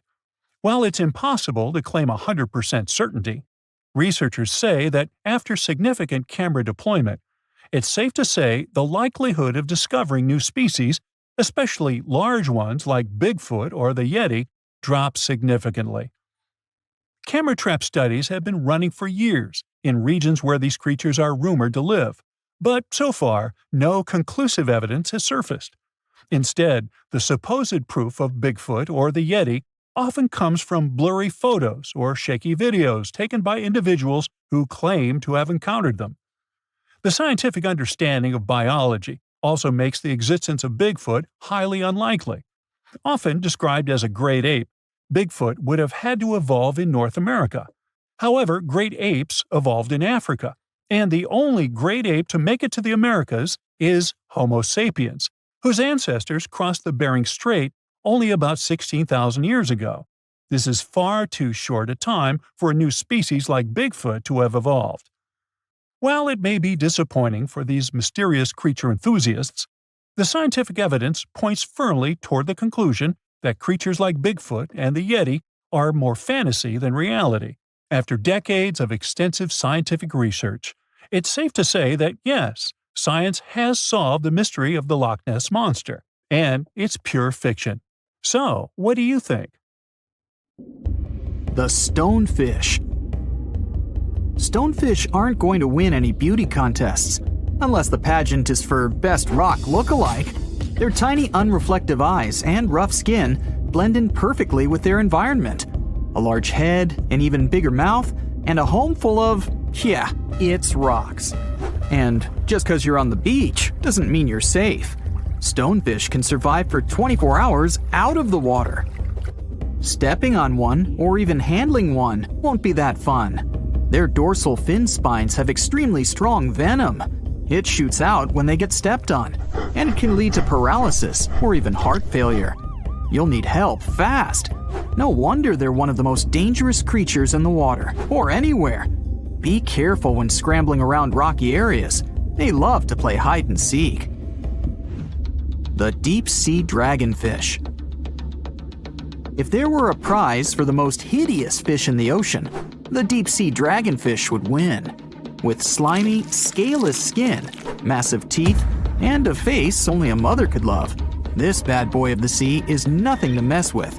It likes to swim between 700 feet and 6,000 feet below the surface of the ocean, where the waters are the darkest and coldest. Along with some other creatures on this list, the deep sea dragonfish relies on its bioluminescent body parts to catch prey. It also uses its hanging appendage, which boasts a little red light on the end, coming out from its lower jaw. Many fish mistake this little light for prey, luring them right into the jaws of the deep sea dragonfish. Very clever dragonfish, very clever indeed. The fangtooth. The Mariana Trench is an underwater trench with a depth of 35,000 feet, nearly 7 miles below the ocean surface. Let that sink in. While scientists know the Mariana Trench exists, it's one of the least explored places on Earth. It's also the deepest area of Earth's oceans. And although many creatures down there probably haven't even been seen by humans yet, scientists have had the creepy pleasure of getting to know the fangtooth. The fangtooth fish shamelessly lives up to its name. Just look at that thing. The fangtooth is carnivorous and feeds on just about anything it can find that gets caught in its sharp-toothed mouth. These fish rely on their contact chemoreception to find prey. In other words, they can sense chemical residue that comes off of other living organisms in the deep sea. This is because they don't have any light-producing cells on their bodies, unlike many other deep-sea fish. On top of all that, it's pretty dark down there, so whatever crosses their path, they chomp on. While these guys look pretty scary, they're not a threat to humans. They only grow about 7 inches long. Even so, I wouldn't want to run into one of these things during a relaxing swim in the ocean. The Dunkleosteus. Strangely enough, this prehistoric fish, known as the T-Rex of the seas, had no teeth. Those were replaced with bony plates that allowed it to have the strongest bite among other monsters of its size. The goblin shark. If you thought the movies about sharks were scary, this next deep-sea creature will make you swear off going for dips in the ocean forever. However, it lives 3,000 feet underwater, so you'll never likely see it face to face. The goblin shark looks like a cross between a shark and a creature from your worst nightmare. These sharks boast a protruding sword-like snout with a jaw that juts out to match. Unlike other sharks that have more of a gray hue, this creepy thing looks not so pretty and pink. Aside from their scary demeanor, what do scientists really know about the goblin shark? Well, not much, except that they can grow up to 18 feet in length. Looks like there's still a lot to learn about these guys, if you dare to. By the way, did you know that sharks don't sleep? Many species have to keep water moving over their gills to get oxygen, so they can't fall into a deep sleep like we do. That's why they stay half awake during rest. Typically, sharks don't even close their eyes. The cookie cutter shark. This shark is a living horror, with lower teeth being big and sharp, while the upper ones are much smaller. When its teeth fall off, the shark eats them to maintain calcium levels. Pretty smart solution for a shark. The frilled shark. Studying the frilled shark is like looking through a portal back to prehistoric times. That's because scientists think that these eel-like sharks haven't changed much since their oldest ancestors roamed the deep sea waters, so they're sometimes referred to as living fossils. These sharks' mouths are filled with a terrifying 25 rows of backward-facing sharp teeth, 300 in total. They're designed to grasp prey and hold them tight so they can't get away, according to early studies of the shark conducted in 1884 and published in the Bulletin of the Essex Institute. Luckily for swimmers, the frilled sharks live between 390 feet and 4,200 feet below the ocean's surface. so they'll probably never run into them. Probably. This is probably the worst nightmare of any dentist. The northern stargazer. Take a look at this cutie. The northern stargazer is definitely not something you'd wish to see on the ocean floor. This horrid creature hides its body under the sand, leaving its face above to wait for prey. The tasseled wobbegong. Here's another carpet shark on our list. It lies low on the bottom of the sea and patiently waits for its prey to come by. The Australian ghost shark. The Australian ghost shark isn't really even a shark, but a very bony fish. It's also a living fossil. It hasn't changed within the last 400 million years. Believe it or not, sharks and humans have a common ancestor that lived around 440 million years ago. Even though we both evolved in our own way, there are still some signs of that connection. For example, the genome of an elephant shark is very similar to humans. The Leopleurodon. This list of terrifying creatures would be incomplete without mentioning the terrifying and prehistoric Leopleurodon.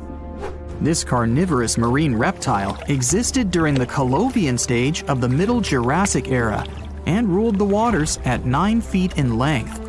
Scientists believe Leopleurodon thrived in this deep-sea trench because of its ability to swim long distances and its 4 paddle-like limbs.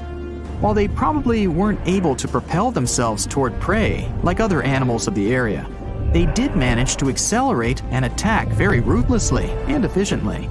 Additionally, they relied on their long snouts to smell prey, which leads scientists to believe they didn't rely on sight for hunting. This means they could have thrived in the dark Mariana Trench.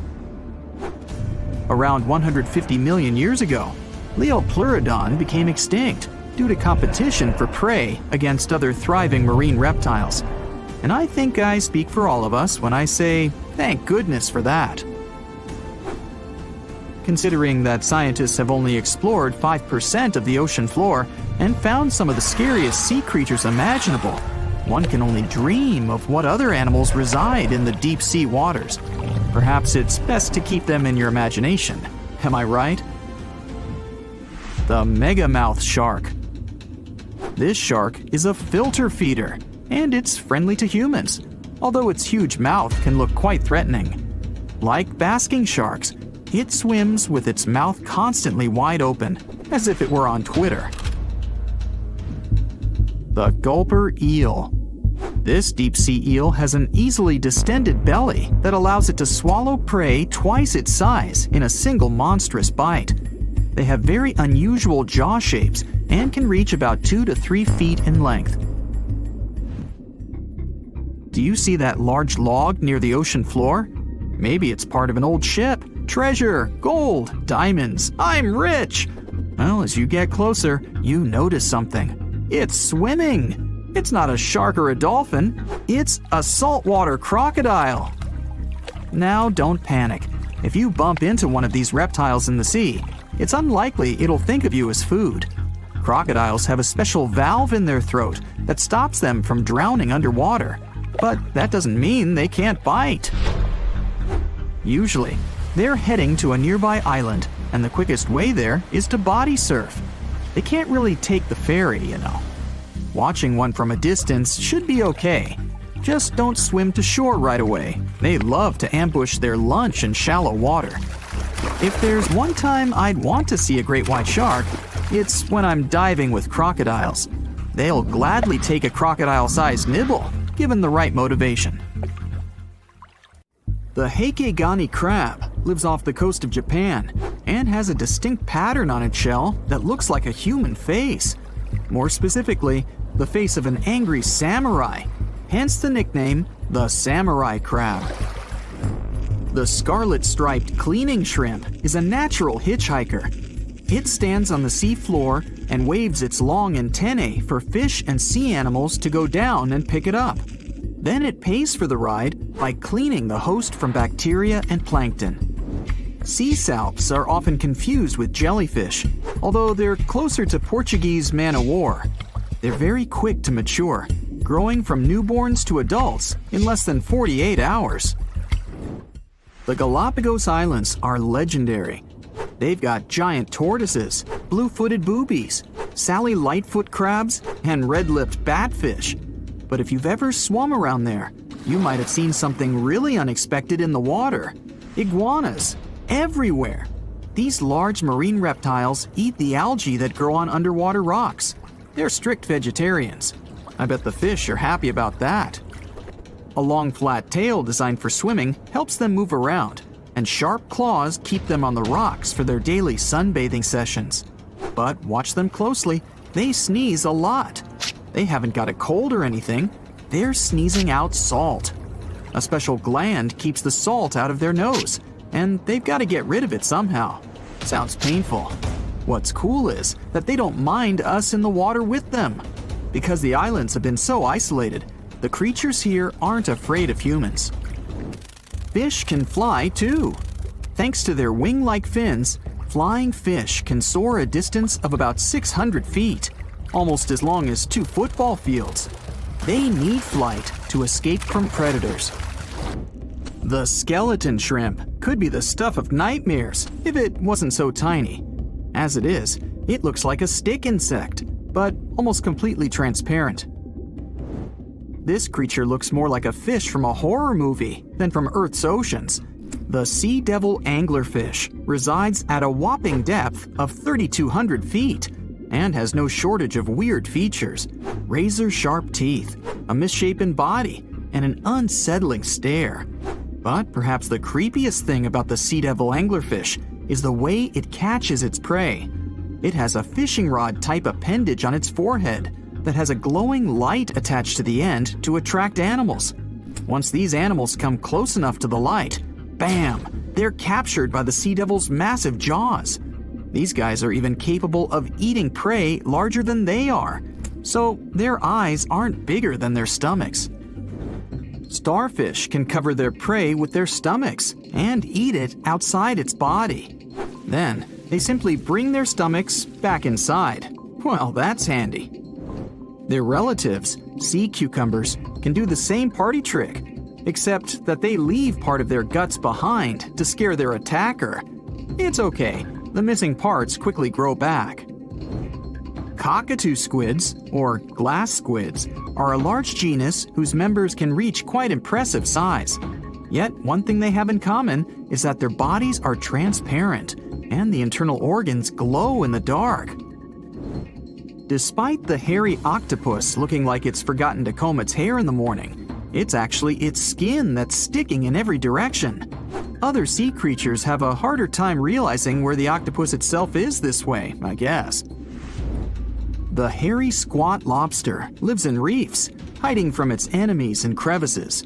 If you're lucky to see it, you'll instantly notice the drastic difference between its whitish hairs and vibrant pink and violet claws.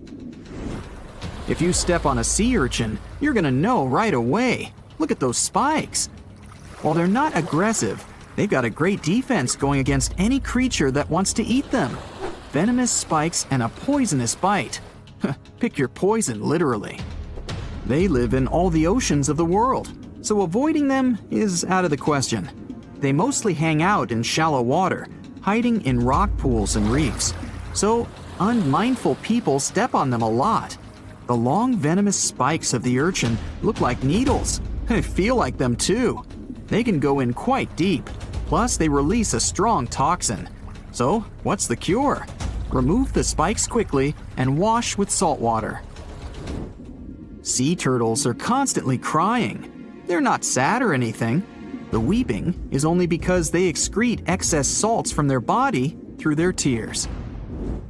Box jellyfish tentacles grow up to 10 feet long, and each tentacle has 5,000 stinging cells. Not bad for a creature that's mostly just water. Their venom is strong enough to paralyze anything they want to eat. Now, if you happen to get stung, it's going to hurt a lot.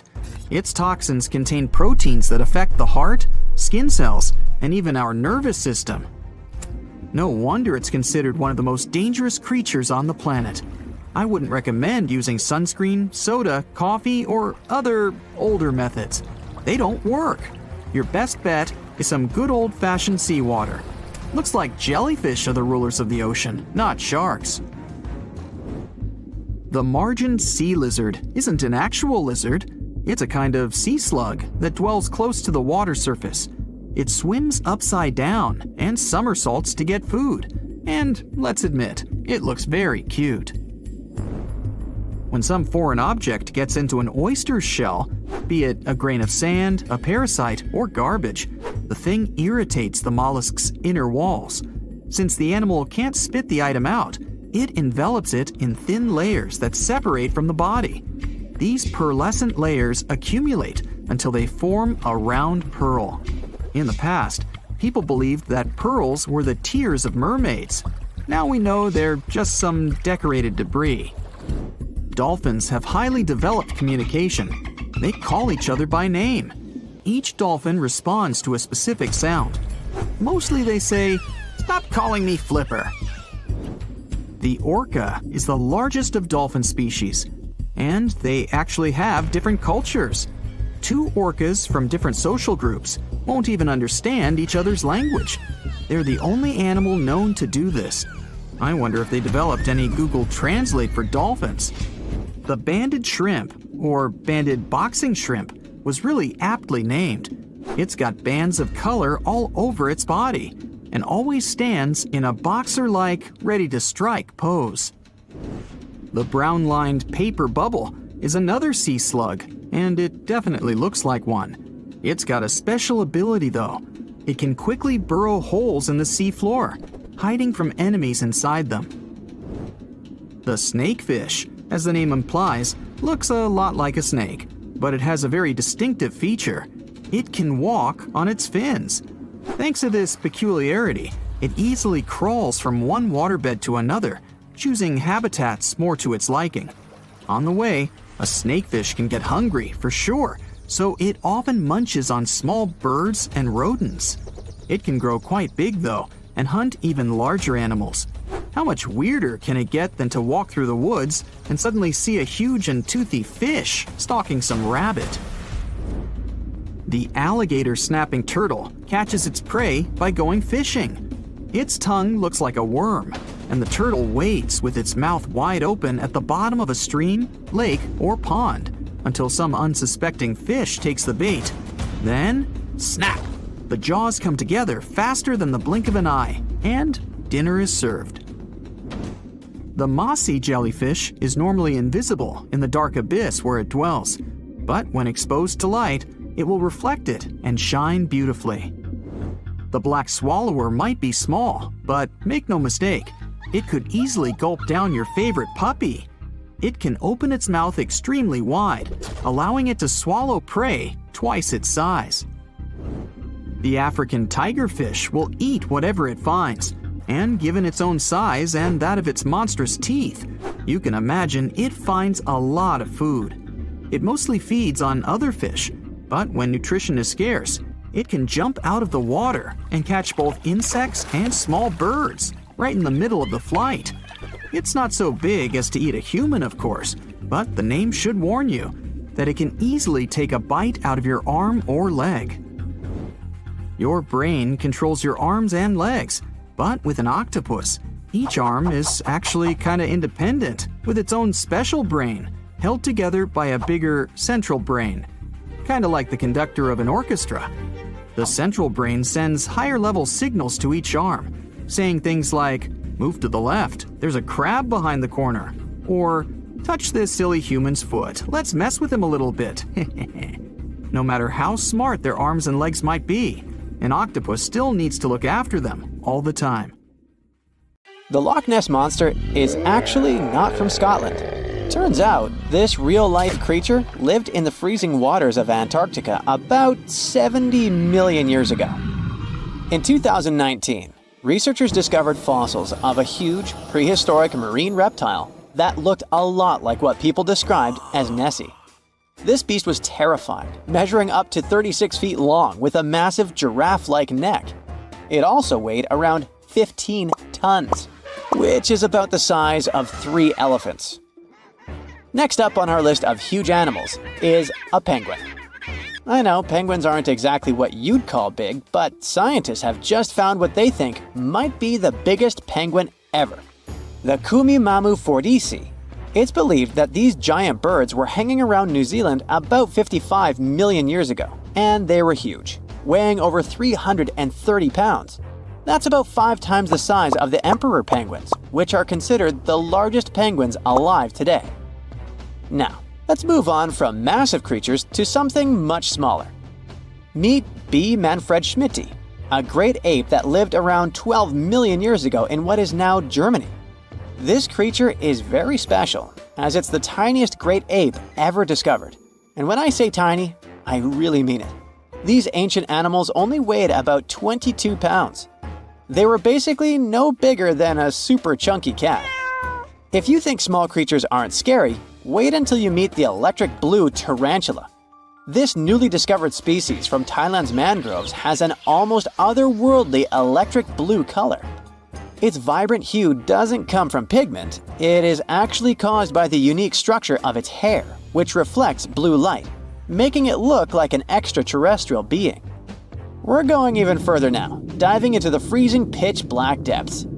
At around 2,000 feet deep in the Andaman Sea, scientists found a new species of ghost shark, which they named Chimera supape.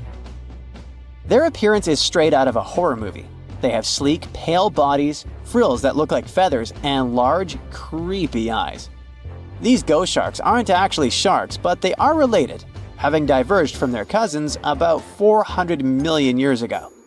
The good news is they're not too scary since they're only a bit bigger than a shoebox. Just when you think we can't find stranger creatures, we come across this ancient amphibian from Brazil. Scientifically known as K. rosei. This newly discovered giant crocodile-like creature lived during the Triassic period, over 240 million years ago. At nearly 10 feet long, it had a powerful jaw, resembling the modern-day alligator. This beast was definitely a survivor since it adapted to the most severe conditions ever seen on the planet. Last year, scientists were tracking the dense Amazon rainforest at night when they found some quirky orange spiders that looked like they were wearing black boots. The team soon discovered it was a new type of giant crab spider. And no, they don't look like crabs at all. They only got their name because, while perched on plants, these spiders spread their legs out to the sides, just like crabs.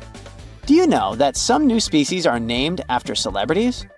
Hollywood icon Harrison Ford now has his very own snake, for example. Discovered in Peru, T. Harrison Fordy honors the actor famous for his role as Indiana Jones, an archaeologist with a notorious fear of snakes. Unlike the film's menacing serpents, this new snake species is quite modest in size, measuring about 16 inches long. We also have the Rampholion princei, a small new species of pygmy chameleon from Tanzania that was named after US rapper and poet Prince Iya. He received this honor because of his work raising awareness about global environmental issues. Another celebrity namesake is DiCaprio's snail-eating snake, which hangs out in the shrubs of Panama's forests. This S. irmelindi caprioi is about 15 inches long and spends its nights on palm fronds looking for snails and slugs. Its round eyes look like glowing coals that can be a bit scary, but overall, the creature is super chill. Even when it feels threatened, it doesn't bite. It just coils up around its head and gives off a really bad smell. Now something a bit more sinister. Meet Venomius tomhardii. Does that name ring a bell? Exactly. This new species of spider was named after Tom Hardy's portrayal of the infamous Marvel character Venom. And all because the black spots on the spider's abdomen reminded researchers of the famous anti-hero. Most spiders of this species were found in Australia at night, sitting in their elaborate webs in forested areas near the coast. When disturbed, these creepy crawlers often hide in silk-lined hollows in tree branches. We've also got something for the Lord of the Rings fans. In the vast and warm waters of the Amazon River, scientists have just discovered a new species of pacu. This fish is a relative of the terrifying piranha with a plant-based diet and human-like teeth. It was named Myloplus sauron because of a bold vertical black mark on its side, which reminded researchers of the fiery eye symbol of the villain Sauron from Tolkien's epic saga. Wait, is that a tanned capybara or a wild dog? Well, actually, it's neither. This is a newly discovered dwarf deer. This tiny creature, about the size of a basset hound, scurries through the forests of Peru. The combo of large eyes, stocky body, and short legs makes this animal simply adorable. This cute little deer is the complete opposite of what we've got coming up next. This bizarre-looking creature is what we believe the beast of 5 teeth might have looked like. Its fossils, found in Chilean Patagonia, showed that it lived during the age of dinosaurs, about 72 million years ago. This finding is just another piece of evidence that mammals had been roaming around that part of South America much earlier than we thought. Moving from the forests of South America to the deserts of Australia, we come across a sand dragon lizard, known scientifically as Cteniferus tayacalpa. With its sandy color and long, lean body, this lizard looks like it could star in a Dune movie. Discovered last year, this sand dragon lizard blends in perfectly with the hot sands of the Great Victoria Desert in southern Australia. For over 10 years, a large-eyed creature managed to hide from scientists who ventured into the mountains of southwestern China. But not this time. In 2023, the group finally managed to take photos of 7 frogs that didn't match any known species. They're now known as Leishan odorous frogs, a species that grows to be about 2 inches long and has small bumps all over their grass-green bodies. Off the coast of Chile, we have recently found a seamount nearly 4 times as high as the Burj Khalifa. Underwater mountains are usually home to beautiful life forms, like sponge gardens and ancient corals. But this Chilean seamount also hid a creature known as the flying spaghetti monster. It's a rare type of squid with long noodle-like tentacles that make it look like an underwater pasta dish. Including its tentacles, this strange creature can be over 130 feet long. Recently, scientists were diving into the cold waters of the Antarctic Peninsula when they thought they had found an ordinary dragonfish swimming by. But there was something unusual about this one. It turned out that this fish had 2 darker vertical stripes along its slender body. That's when they realized they were looking at a new species, the banded dragonfish. From bizarre sea creatures to a cute one. In 2017, locals were diving near Kume Island in Japan when they found the skeleton panda sea squirt. This deep-sea oddity quickly won people over with its look because its black spots actually resemble a panda bear's eyes and ears. At least if you have a good imagination. This unusual creature filters water to catch its food, and is yet another reminder of the ocean's hidden wonders.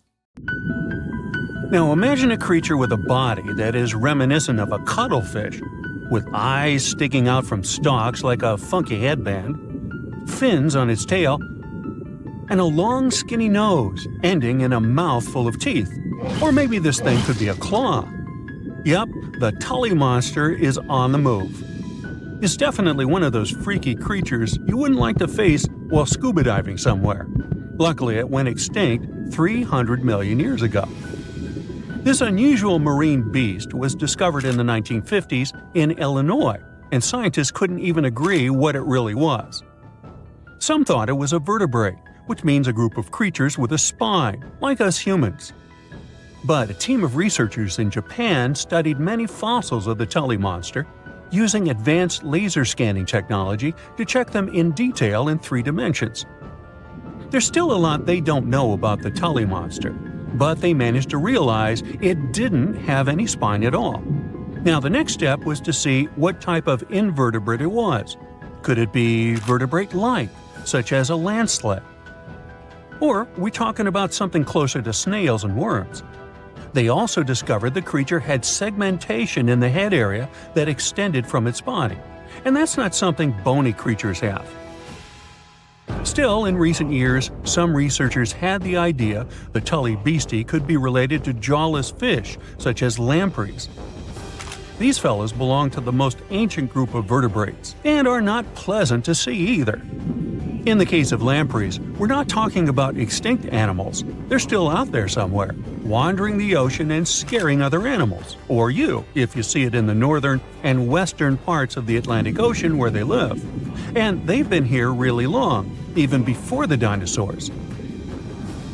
A long time ago, long before humans or I even existed, there were eurypterids, weird creatures from a group we call arthropods, which includes spiders, insects, and crabs. But eurypterids were unlike anything you've ever seen before. They had a body shape similar to horseshoe crabs, with many segments that made up their body. Instead of legs, they had special appendages at the front that acted like oars. Some even call them giant scorpions, but most eurypterids were actually quite small, except for this special one, which was truly enormous. It could grow to a staggering length of about 8 feet. Wow! The next time you see a crab scuttling along the beach or a spider swimming its web, remember, we're lucky we only got mild versions of their ancient relatives, which, by the way, disappeared hundreds of millions of years ago. Whew. Now, some eurypterids were pretty fierce and fast predators. They would swiftly swim after their prey, chasing them down in the water. Others were more like scavengers, living on the bottom and feeding on whatever they could find along the way. They had a taste for the leftovers, like some sort of cleanup crew of the ancient oceans. Eurypterids love to spend their time in brackish water environments. It's water with more salinity than fresh water, but still less than seawater. Now imagine you're just floating around and all of a sudden you see this guy.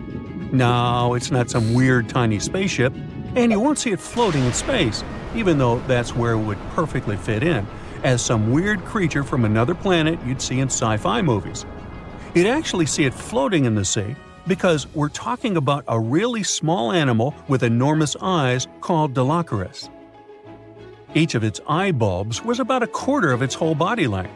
That's what gives it that space look, like it might live on one of the oceans under the surface where we look for life, like Europa, one of Jupiter's moons, or Titan, Saturn's biggest moon. I could easily imagine creatures like Dilophosaurus giving us a warm welcome once we get to Mars, too. Dilophosaurus had great vision. It would keep a keen eye out for any movement in its surroundings. Once it noticed something, it would swiftly launch its spiky appendages forward.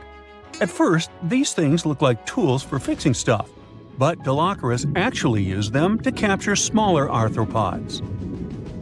The unusual thing is that even though it had such great eyesight, Dilophosaurus still spent most of its time catching prey in brighter waters near the surface. And yet, scientists found its fossils in the rock layers that are more often associated with darker environments, where animals such as deep-sea crinoids and vampire squids reside today. It's confusing. But one of the explanations for this says it's possible these deep-sea creatures actually lived in shallower waters in the past and later ended up in the depths as the geography of our planet changed over time. No one knew what Dilophosaurus really was. It could belong to a group of arthropods, and it seems to me that's where most of the world's weirdest creatures are. Some believe it could be related to mantis shrimp, while others compare it to blind, worm-like crustaceans that live in dark underwater caves. And check out this enormous worm lurking beneath the sandy ocean floor, patiently waiting for its next meal to swim by. These ancient creatures were like stealthy predators, perfectly camouflaged in their sandy lairs. And now, 20 million years later, scientists have found the remains of their hidden hideaways. The burrow they discovered, shaped like the letter L, was found preserved in ancient sediment on the seafloor of Taiwan. It was around 7 feet long and only an inch wide. That's where the ancestors of modern bobbit worms lived. Bobbit worms have been around for a long time. They can grow to be a few inches to a whopping 10 feet long. A pretty weird creature dominated the skies at the end of the dinosaur age in North America. We know it as Quetzalcoatlus, and it soared above famous dinosaurs like Tyrannosaurus and Triceratops, showing them who the ultimate ruler of the skies was. Quetzalcoatlus belonged to a group of flying reptiles called pterosaurs. They were some of the biggest flying animals ever known to exist. When you think of Quetzalcoatlus, imagine an animal as tall as a giraffe. These incredible creatures had long necks, small bodies, long legs, and wings that were relatively short compared to their size. The biggest of its kind was really massive and held the title of being the largest flying creature of all time. They had long, pointed skulls, while some also had short crests at the back of their heads. And for a long time, researchers were confused about how these giant pterosaurs hunted for food. At first, some even believed that Quetzalcoatlus and its relatives were like giant vultures that scavenged the remains they would find around. They drew such a conclusion because Quetzalcoatlus fossils were found inland, away from the coast where other big pterosaurs were found, such as the crested pteranodon. Plus, many thought these fellas were skilled at skimming, which means lurking over freshwater systems and catching fish. But it appears these massive animals were actually predators with excellent hunting skills. The exact technique they used to catch their prey remains a mystery, though. Now here's another cool discovery, a specific fossil as the oldest evidence of muscle tissue ever found. This fossil belongs to a group of animals that includes modern creatures such as jellyfish, corals, and sea anemones. And it looks so cool and unique, right? It has bundles of fibers arranged in a four-fold symmetrical pattern, similar to what we see in Nedardians today. This arrangement is different from any other fossil from that period. Now, this fossil may look weird, but it helps us understand the evolution of muscle tissue in animals. All of us actually, got new options for discovering different feeding strategies and generally new things to do thanks to muscles. And it's not like scientists usually get to study fossilized muscles. It's more that they learn about that based on how animals feed, reproduce, move, and do other things. So this cool fossil suggests animals may have had an earlier origin than we used to believe. In the past 30 years, scientists have made an incredible discovery of a new creature living deep beneath the surface of the ocean. And the name of the creature is the harp sponge. Now, if you're wondering why it took so long to come across this animal, then I might have the answer. These creatures typically hang out at a depth of roughly 11,100 feet beneath the ocean's waves. This sponge species was first discovered off the coast of California thanks to a robot that was sturdy enough to explore those crazy depths the ocean has to offer. This is no doubt an area of the planet where even the most benign-looking creatures can be potentially dangerous. But even scientists were surprised to find that this creature was more than just a sponge. Now, this might seem obvious, but the harp sponge got its name because its basic structure, referred to as a vein, is the same shape as a harp.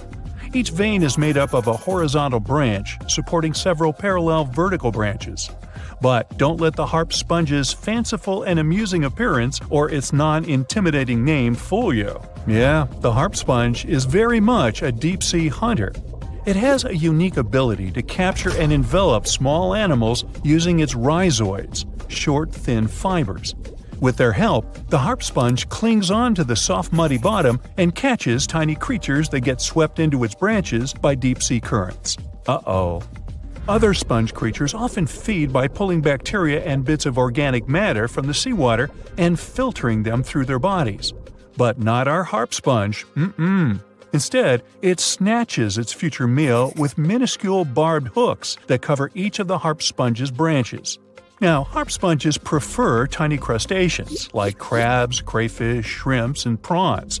Once the harp sponge has one of them in its clutches, it envelops the animal in a thin membrane before slowly beginning to digest it.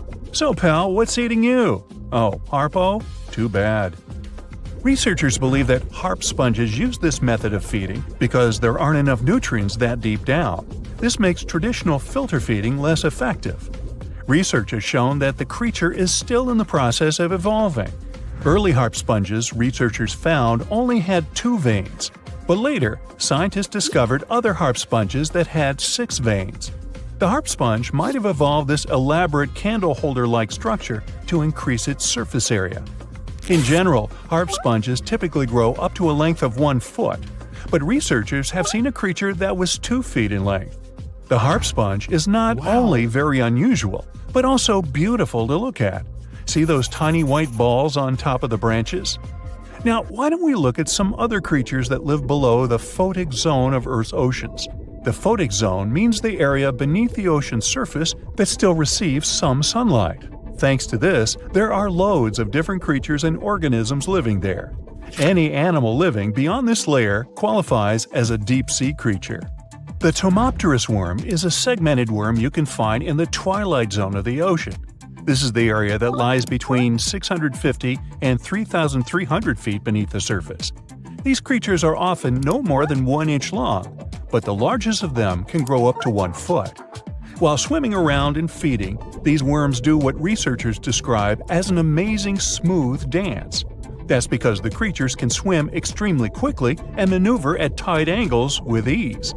Now, I know most people hear the word worm and think of the common earthworm, so it's quite interesting to know there's a deep-sea worm out there that never leaves the water during its entire life. Similarly, most of us try to avoid jellyfish that either rest on the sand or sit on top of the ocean waves. This isn't the case with a chrysota jelly. That's a deep-sea creature too. This beautiful jellyfish is mostly ruby red, bright orange, or electric purple. That's what helped researchers realize they had found a new species of jellyfish. The creature grows to a maximum size of 1 inch across. It has tentacles that stretch out in every direction. Now, if you come close to this jellyfish, it'll pull all these tentacles in toward its body before rapidly swimming away to avoid danger. Yes, you are dangerous. The chrysota jelly is extremely rare. You won't see it very often. You might need to borrow that deep-sea diving robot I mentioned earlier. While worms and jellyfish might seem quite harmless, this isn't the case with the Pacific viperfish. Ooh. This creature is equipped with a noticeably big mouth, like me, and the needle-like teeth inside are key to its hunting strategy.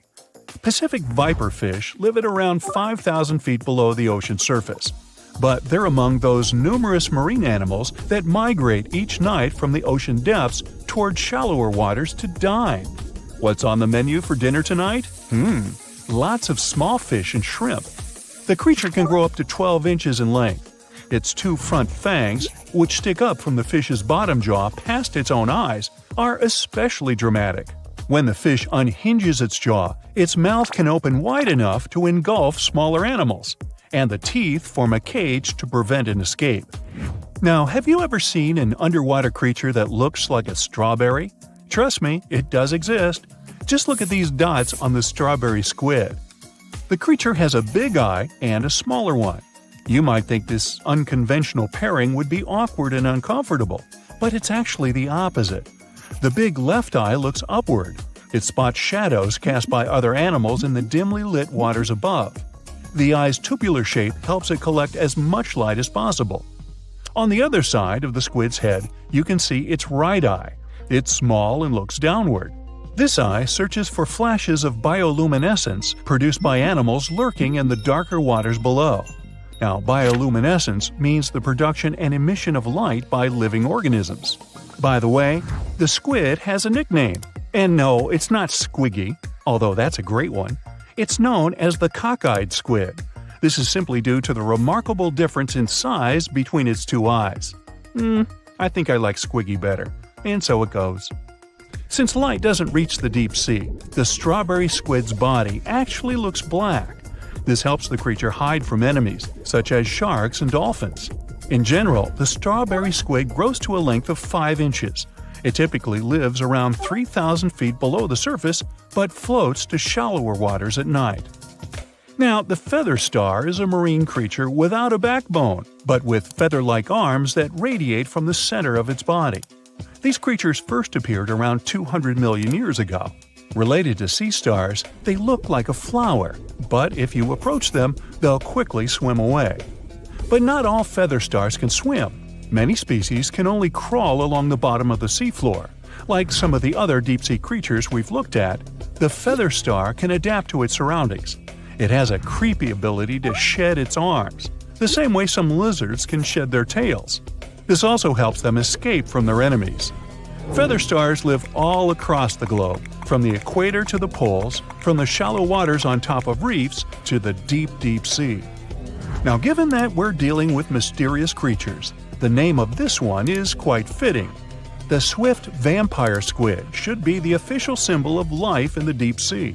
The animal has a dark red body, huge blue eyes, and a cloak-like web that stretches between its 8 arms. This, along with its name, may suggest that the creature is some form of a terrifying hunter. In reality, though, the vampire squid is a soft-bodied, timid creature, about the size, shape, and color of a football. It grows to roughly 12 inches in length and lives 3,000 feet below the waves. There's almost no oxygen there, but also relatively few predators. Whew, I think I'll need to decompress from this one. You're strapped in a boat cruising down the Amazon River with the sun scorching hot. As you check out your map, your boat starts rocking back and forth. The water is starting to get more intense, so you hang on for dear life. You tuck your map in your pocket and try to take control of your boat. You strike some jagged rocks and duck low to avoid tree branches. Your boat strikes a large rock out of nowhere and capsizes. You're swimming in the murky green water. While you're trying your best to get ashore, your boat gets washed away. Underneath the water lies a whole new world of bizarre and dangerous animals. Candiru fish are snake-like creatures that can grow up to 16 inches long. Arapimus can weigh more than an adult male and are taller than most basketball players.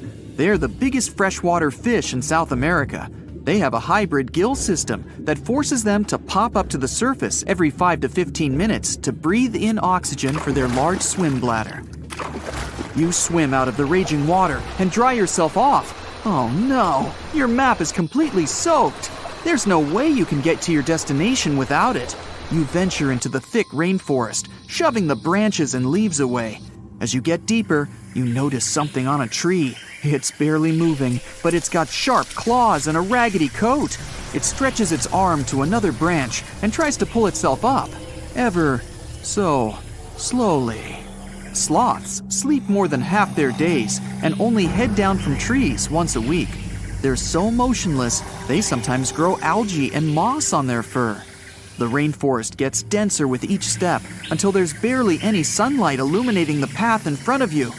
You notice a figure following you. With every branch you step on, you can hear a faint sound right next to you creeping around. You start walking a bit faster, and the sound catches up with you. You make it out of the dense part and tread along a narrow path until you reach a cliff. You can't walk normally here, so you pin against the wall and walk sideways to cross the hills. You slowly move across with the river 30 feet below you. You move your right foot, and some rocks fall into the river. You keep going and misstep. You're about to fall, but you hold on to a large tree branch and pull yourself up. You notice a couple of colorful poison frogs inches away from your fingers. Touching any of these frogs can be extremely dangerous and harmful, despite their amazing color patterns. The golden poison frog is one of the most poisonous animals in the world. One of them hops right next to you, so you let go of the branch and fall back in the river. The river is washing you down until you reach a calm current. Underneath you is a swarm of piranhas swimming with their sharp teeth. The red color on their skin is unmistakable, so you swim off like an Olympic athlete.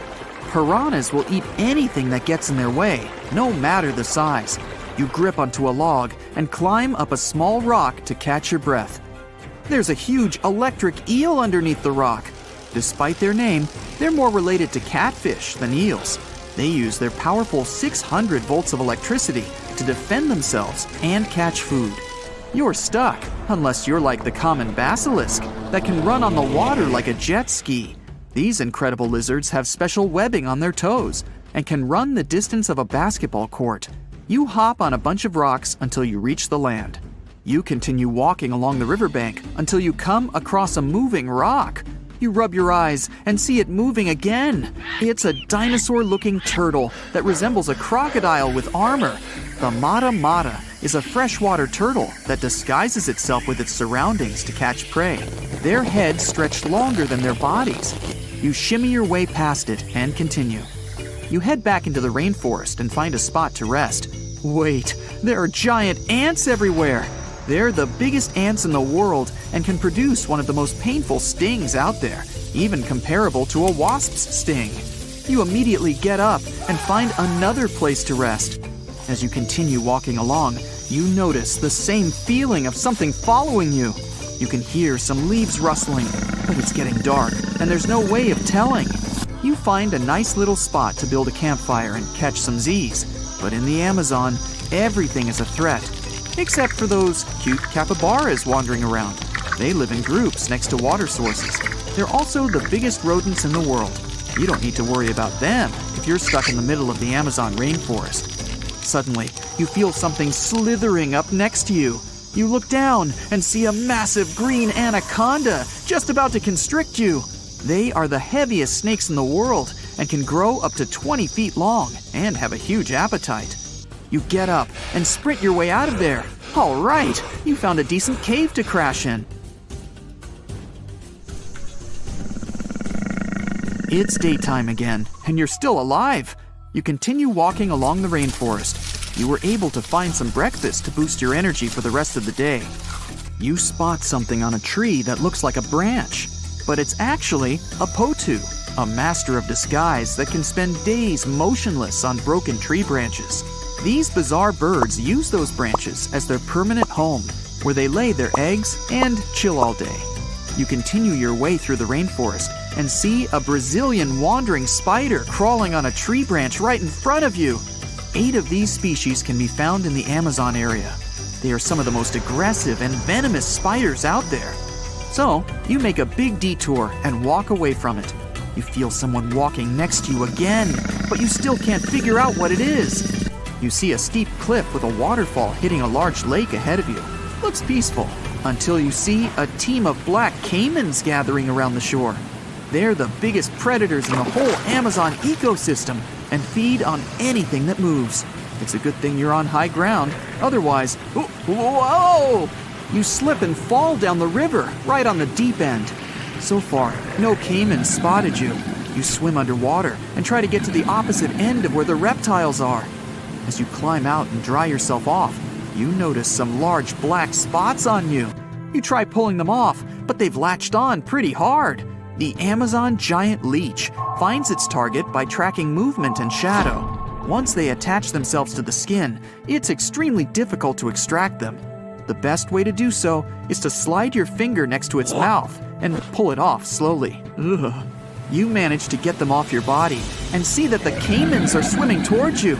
You're pinned to the wall with the lake of hungry reptiles approaching. Suddenly, a pink dolphin jumps out of the water and splashes all over them. They can grow larger than humans and are the celebrities of the Amazon. Scientists think they get their color from the blood capillaries on their skin. The Amazon even has bull sharks swimming around. These carnivorous giant fish are threatening to humans and can swim in both saltwater and freshwater.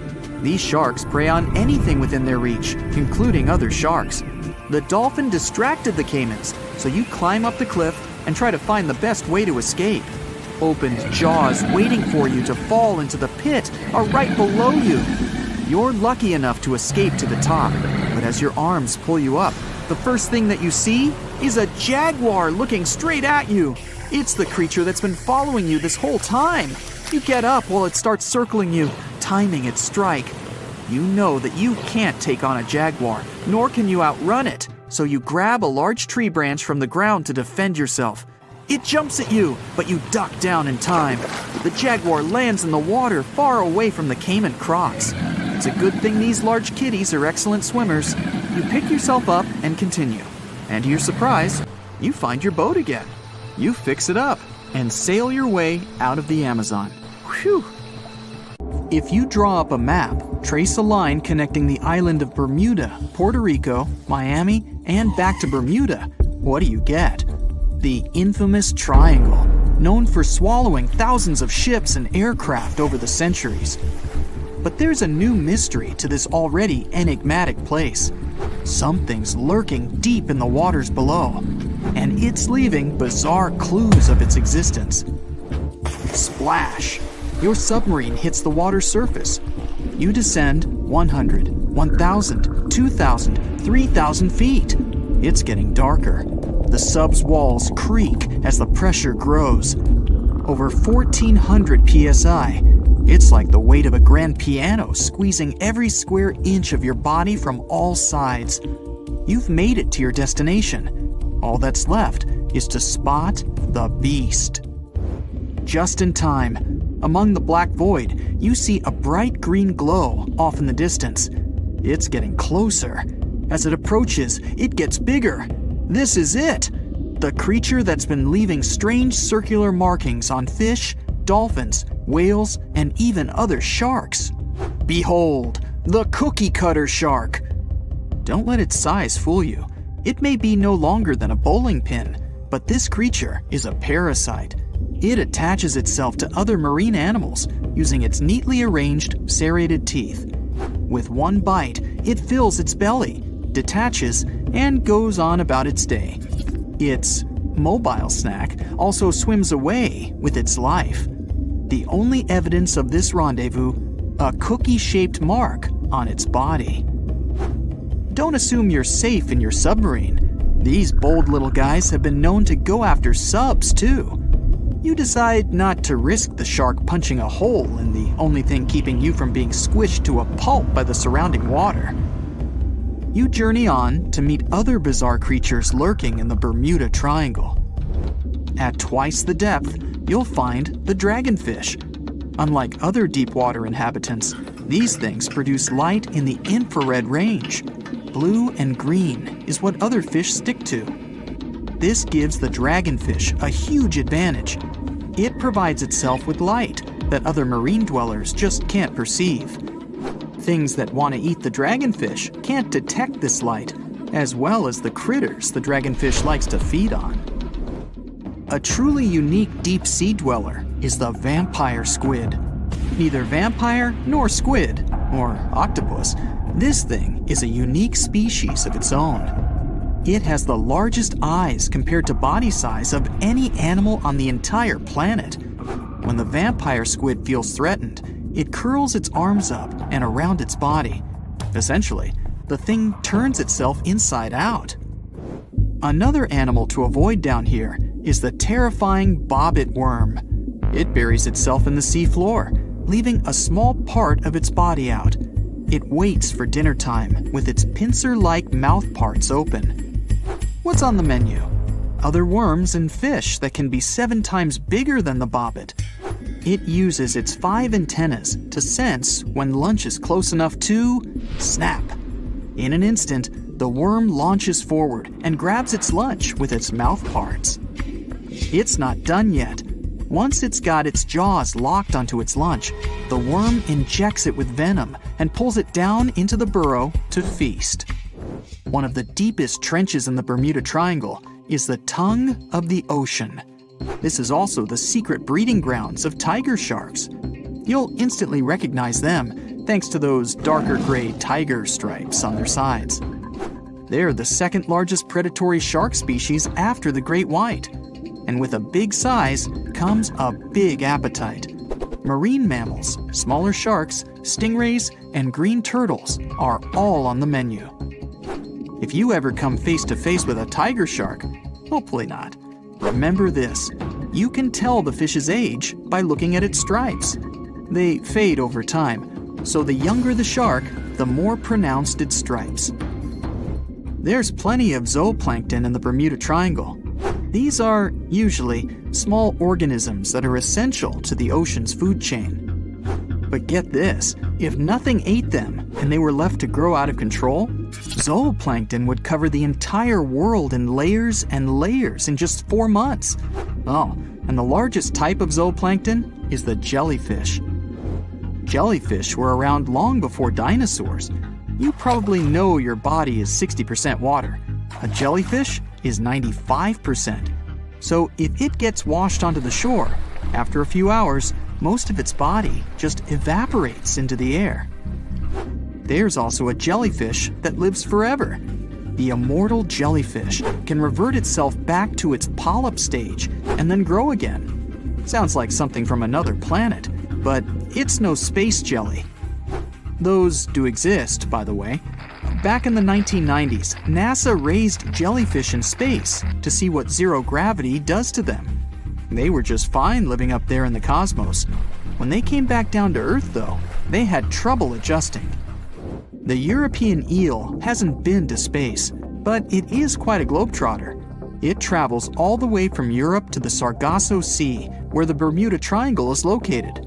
In the larval stage, it just drifts around the ocean for as long as 3 years sometimes. It's also the chameleon of the sea. Over the years, the European eel changes color, going from translucent to yellow to metallic silver. They're nocturnal and secretive, pretty much the ideal companion to have when you raid the fridge at midnight. A giant squid over half the length of a football field once washed up on a Florida beach. Researchers suspected this behemoth came from the Atlantic Ocean near the Bermuda Triangle. Giant squids are the longest invertebrates, meaning they have no backbone. They also have the biggest eyes on Earth, ever. They're as large as a soccer ball. Another creature found near the Bermuda Triangle is Sterer's cave shrimp. They were so good at keeping to themselves that no one knew these creatures even existed until 2011. Some female cave shrimps carry an impressive number of eggs along with them. Scientists discovered one female had around 2,000 eggs attached to her body.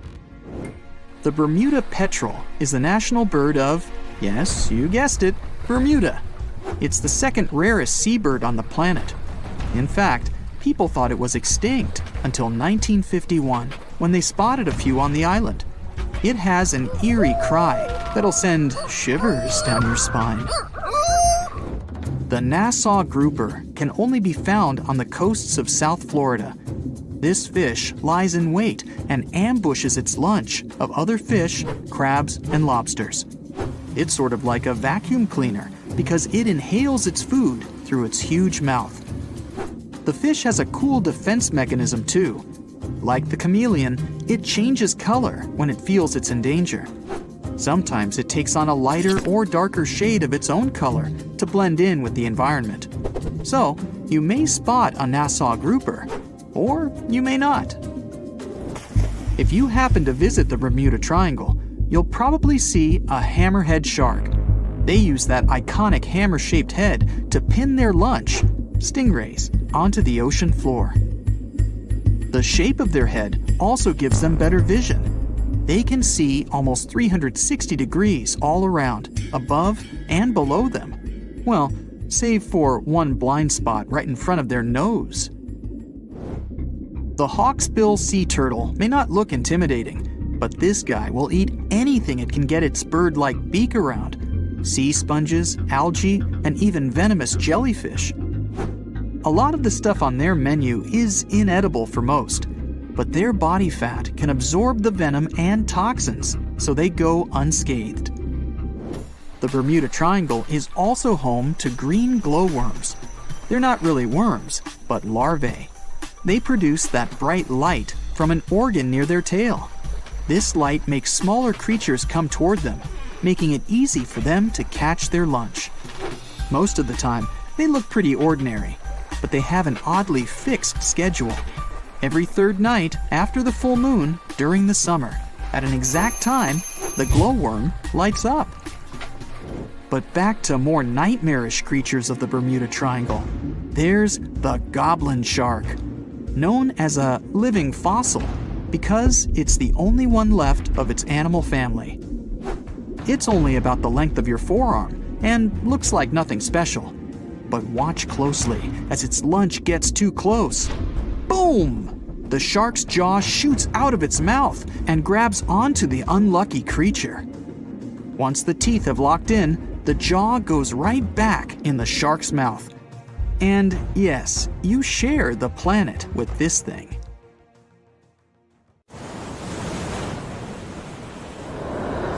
The Kraken is a colossal squid, a legendary sea monster, the biggest hunk of calamari you ever saw.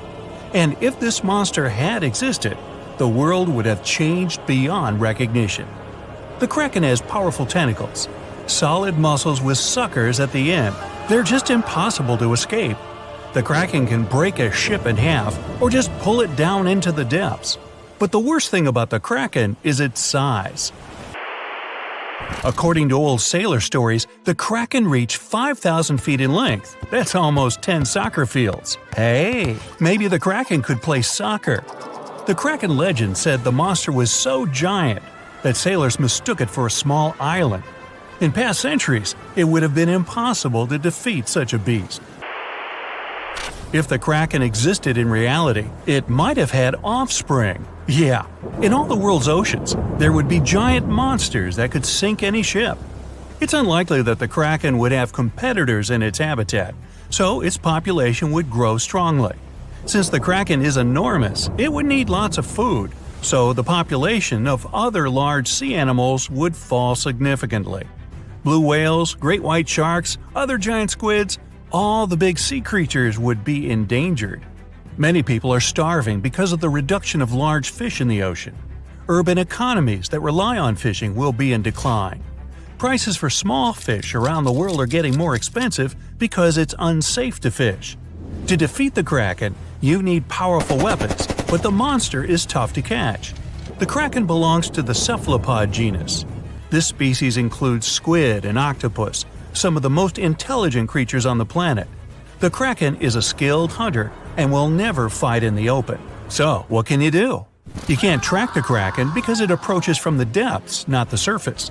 Though you may be able to tell that the monster is somewhere nearby if a lot of fish surface. When the Kraken swims, it scares all the fish in the vicinity. But it might already be too late. A huge tentacle emerges from the water, resembling a high tower. This tower falls on the deck of the ship, shattering it. The sailors scream and run. The Kraken lands a second blow, and the vessel is almost capsized. Next, the Kraken wraps its giant tentacles around the ship and pulls it to the bottom. Oh boy! What if the sailors managed to detach the ship from the tentacles of this monster? With the help of powerful weapons, the ship's crew strikes back. The Kraken retreats under the water. It's hurt, angry. It seems the battle is over, but here comes the worst. A whirlpool forms beside the ship. Thanks to its considerable weight, when the Kraken dives, it creates a whirlpool behind it. Like a drain in a giant bathtub, this whirlpool sucks the ship down. The battle with the Kraken is lost. Well, that was unfortunate. You might be able to defeat the monster if you can anticipate its attack in advance. But the Kraken can see you and your ship before you can see it. Colossal squids live in deep waters, and they have the largest eyes among all animals. The squid's eye is the size of a dinner plate. Thanks to this, they can see their prey from far away. Similarly, a Kraken would spot the ship much sooner than sonar could pick up the Kraken. It would always have the drop on you. Well, that's not good. Around the world, cargo transportation by ship is declining. Airlines provide the only safe connection between the continents. This will increase air pollution. The most successful enemy of the Kraken is submarines. They travel at great depths and are equipped with powerful echolocators to help detect the Kraken in advance. Subs are well armed too, and the round metal body is not so easy to destroy. A single Kraken may be defeated by a submarine, but what if there are several sea monsters? 3 Kraken can wrap their tentacles around the submarine and drag it deeper into the water where the pressure will destroy their enemy.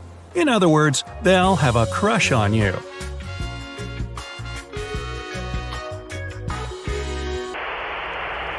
The existence of the Kraken will have dramatically changed the development of many countries. What if Christopher Columbus, on his famous journey, noticed an island that he thought was the New World? He approaches it, but tentacles emerge from the island and sink Columbus's ship. The colonization of North America is delayed, maybe until airplanes are invented. And the first crewed flight wasn't until the 20th century. There would be no Hollywood. There would be no hamburgers, no famous American music playing. There wouldn't be YouTube, which means you wouldn't be watching this video right now. Worst of all, the internet wouldn't exist either. And all this because of one stupid monster squid. The Vikings wouldn't sail on their long ships to raid and settle foreign territories. The history of Norway, Sweden, Finland, and other Nordic countries would have changed drastically. Hey, maybe the Titanic wouldn't have hit an iceberg, but a giant sea monster instead. Though it's unlikely that people would take trips on huge ocean liners in a world where the Kraken exists.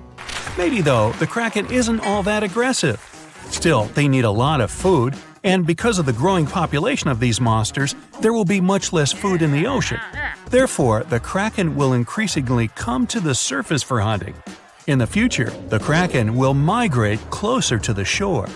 In many countries, people then are not allowed to swim in the ocean. Imagine floating on the waves and a monster the size of a skyscraper is swimming right below you. Relaxing at sea and on the beach will no longer be popular. Many countries that live off tourism become impoverished. When the Krakens grow hungrier, they try to capture prey from land. A huge squid could attack small port cities. Houses, docks, streets, everything can be crushed.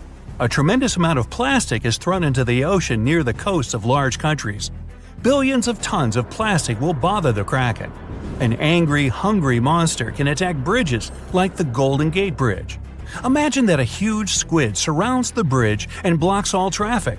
Some of these squids could break the strong cables with their power, and the entire structure would collapse into the water.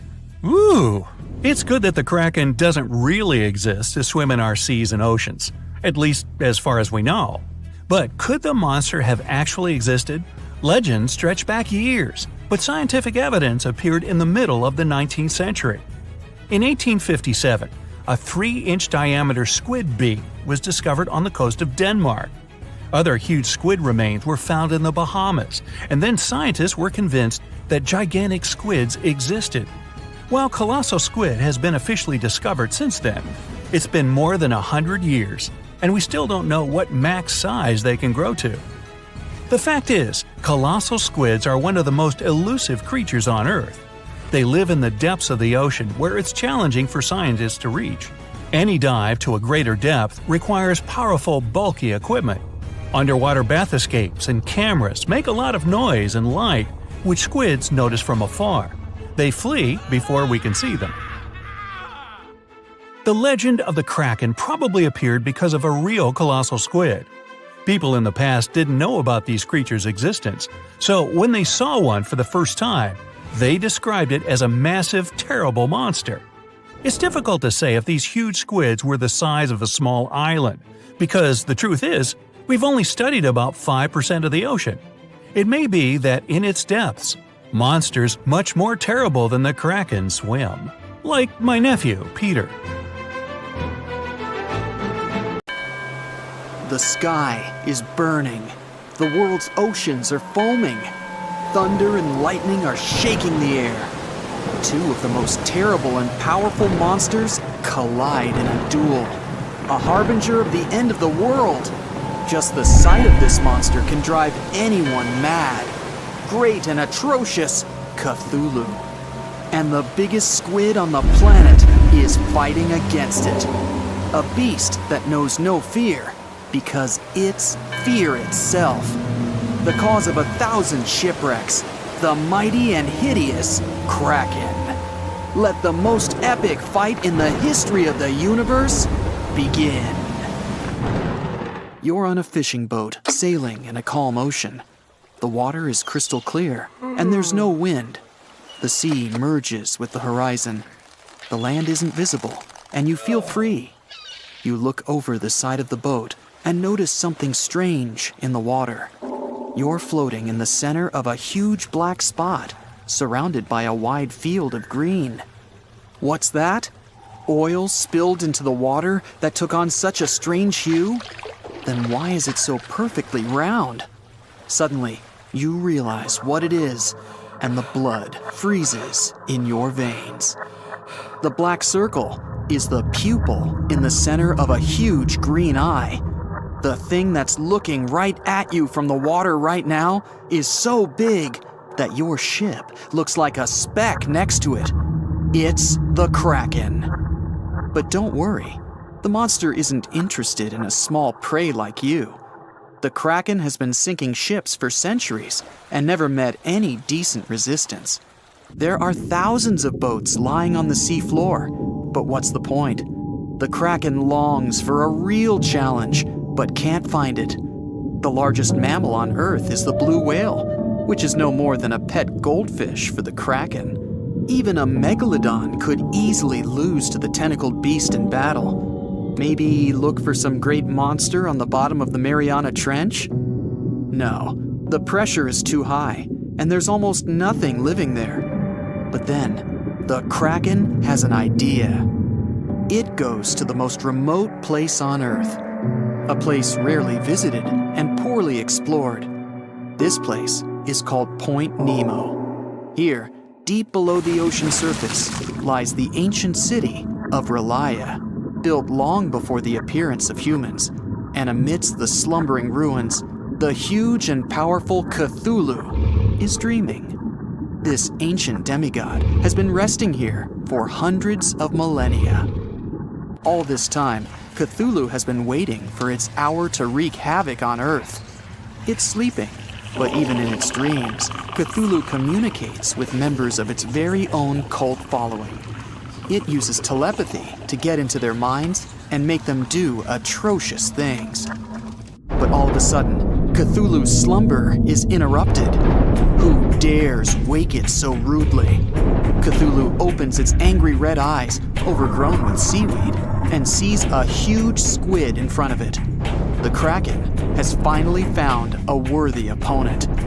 Immediately, it pounces on Cthulhu and wraps its tentacles around the monster's head. The fight begins.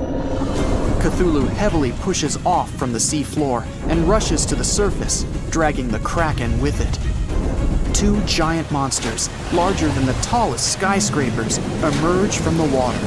The sea is raging, and clouds are gathering over the battlefield. Enraged, Cthulhu strikes at the Kraken, but it doesn't seem to feel anything. Lightning flashes in the black and churning clouds. Cthulhu tries to tear the Kraken off itself, but the squid's tentacles firmly grasp the green monster. Meanwhile, you're on your way to Point Nemo to watch the battle unfold. You need to sail from the coast of Chile, and strange things are happening there right now. Hundreds of sailors are climbing on board dozens of ships. There are ordinary fishing vessels, as well as heavily armed and loaded Navy ships. And when you ask anyone where all these people are going, they all give you a dark look and answer, into eternity. The Kraken is taking the upper hand, and Cthulhu calls its followers to help. It hopes the ships will be able to help defeat the enemy, but it'll be 2 days before the first of them arrive from land. Cthulhu finally tears off the Kraken and throws it into the water. The squid attacks again, but Cthulhu grabs it by the tentacles and lifts it above its head. Lightning strikes the Kraken, but it's no more than a spark to the giant monster. At the same time, the entranced sailors stand on decks and look in the direction of the battlefield. At night, they fall asleep and see the same dream about the ancient city of Relia. In the center of it, there's a twisted chapel, and inside, Cthulhu sits on its throne, calling its followers. Day and night and day, the monsters have been fighting each other with their last strength. And at last, tiny dots gather around them. The ships have arrived. They're ready to attack the Kraken, and Cthulhu gives them a mental order. But the Kraken has its own ace up its sleeve. It hadn't been sinking ships just for fun. Very often, it saved thousands of marine creatures caught in fishing nets. And now, they and their offspring from all over the ocean come to help the Kraken. Huge octopuses, blue whales, great white sharks, electric eels. They're all attacking enemy ships. Whales are ramming the submarines, and eels are turning vehicle engines off with their electric discharges. Suddenly, the Kraken dives under the water. Did it give up? Got scared? Not likely. Cthulhu looks out into the ocean and waits for the squid to attack. The Kraken swims beneath the fighting people and fish. It starts twisting its tentacles, creating a huge whirlpool. The ships are doomed now, and Cthulhu can only rely on itself. The Kraken is a powerful creature, but it's an animal after all, while Cthulhu is incredibly intelligent, albeit malevolent. It understands that the Kraken is a sea monster and can be defeated once on land. Cthulhu's roar shakes the skies. Lightning bolts strike the ocean. The water is boiling. The ancient city of Relaya is rising from the bottom of the sea. The Kraken can't escape here. It needs water. The squid fights Cthulhu with the last of its strength, but without its element, it quickly loses.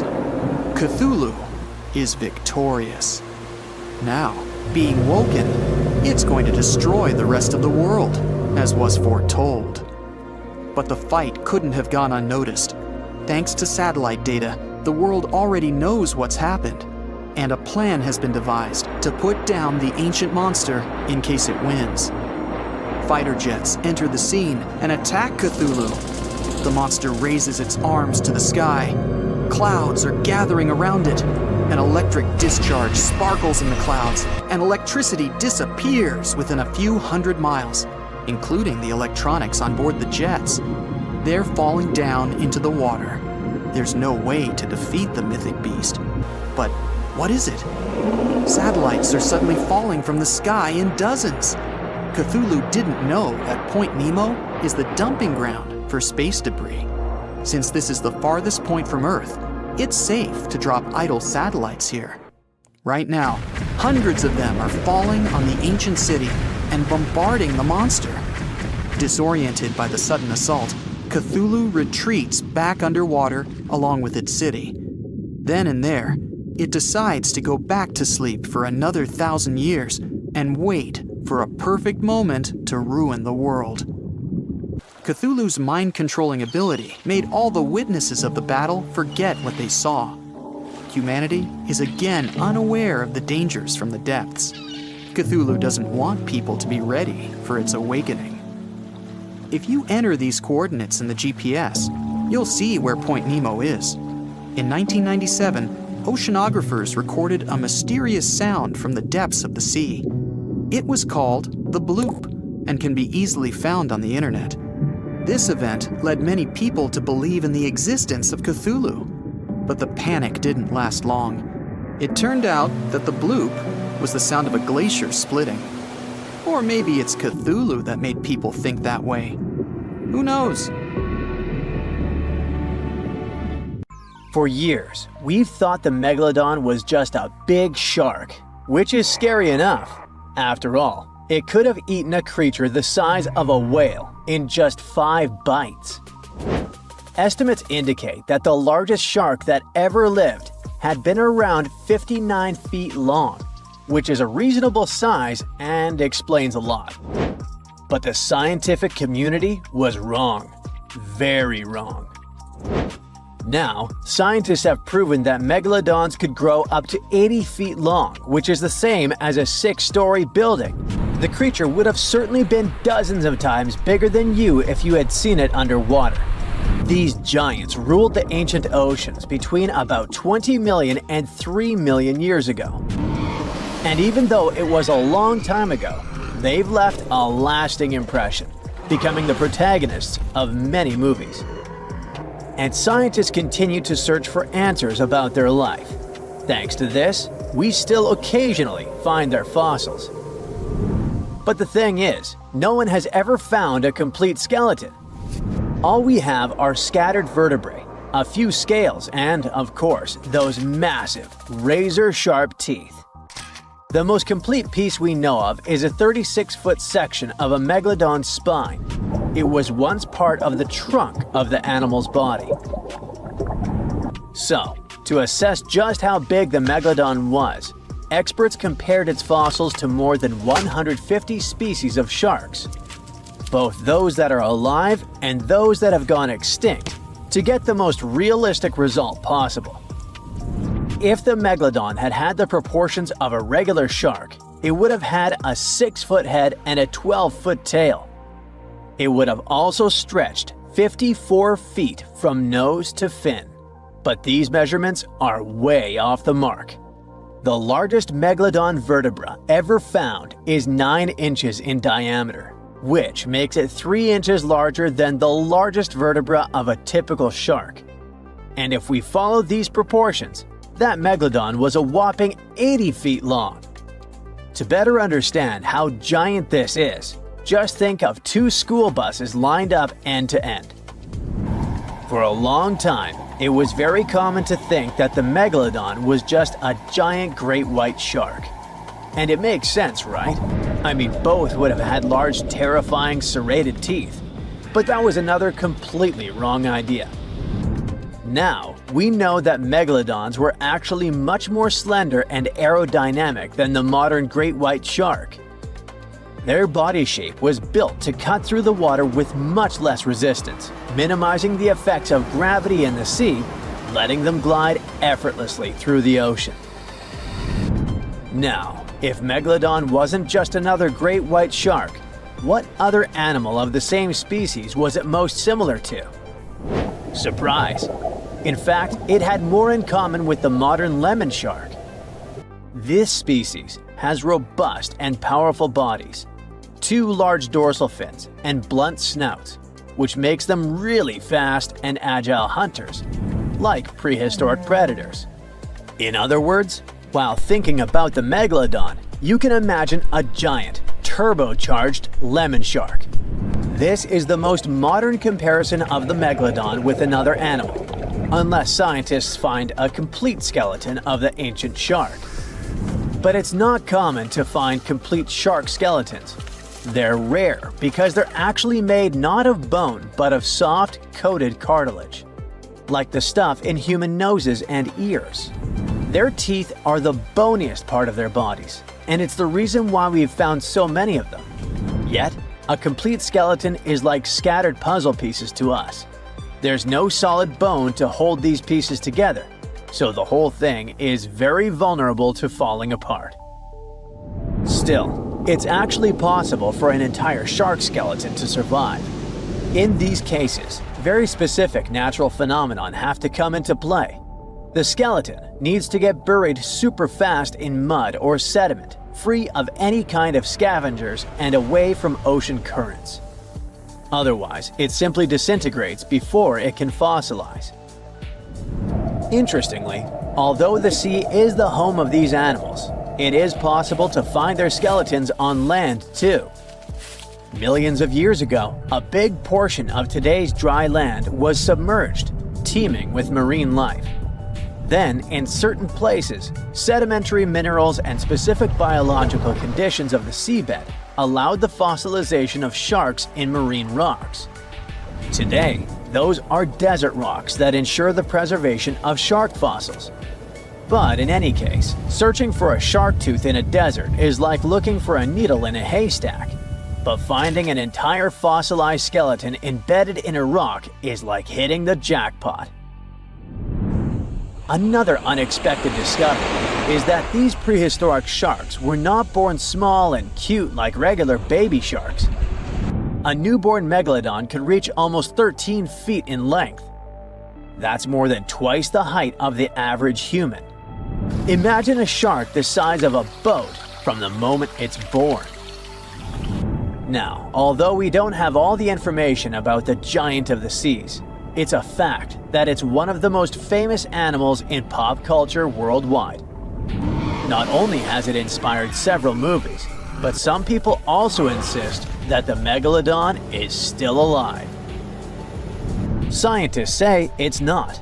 The Megalodon didn't survive the test of time, and it would be impossible for such a giant creature to dwell in the seas without us noticing it. First, it was a super predator. It hunted whales, dolphins, and other large marine animals. If the Meg was still around, its presence would completely change the balance in the oceans. It would have huge impacts on marine ecosystems, regulating populations and influencing the size and behavior of the ancient shark's prey. A good example is whales. They wouldn't have grown so big if the Meg still hunted in the oceans. This only happened because there was no super predator in the way. If the giant shark was still in our oceans, Species like the blue whale would be tiny, as they would need to develop and adapt to be able to escape constant attacks. The lives of the workers of the sea would also be completely different. Fishers would have to avoid certain areas, ships would change routes, and even maritime tourism would be risky.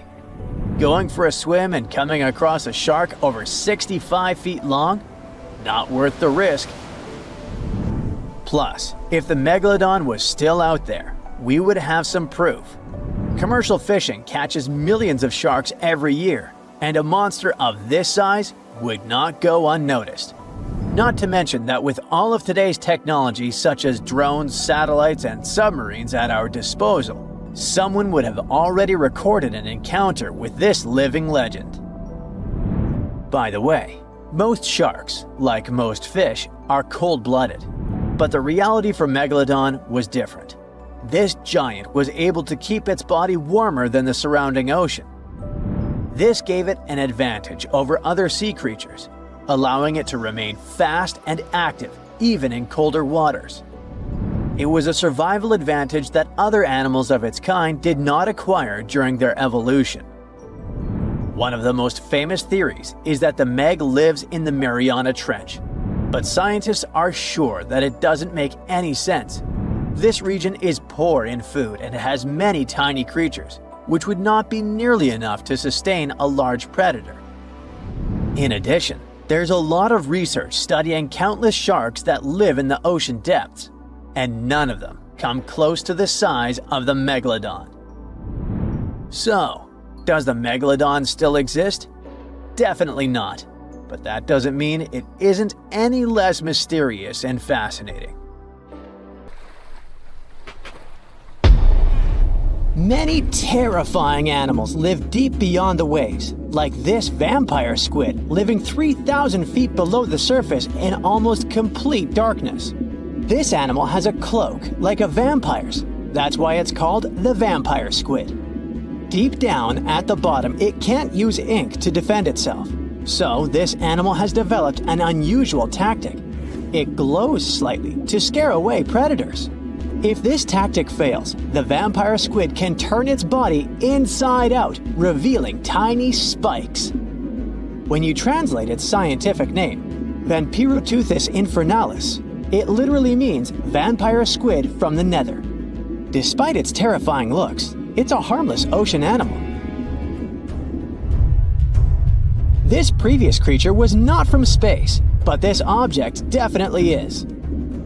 Before Elon Musk found a way to reuse rockets, NASA would simply drop old ones after launching astronauts into space, most of the time in the ocean or deserts. In 2012, Jeff Bezos launched a mission to find the Apollo 11 rocket.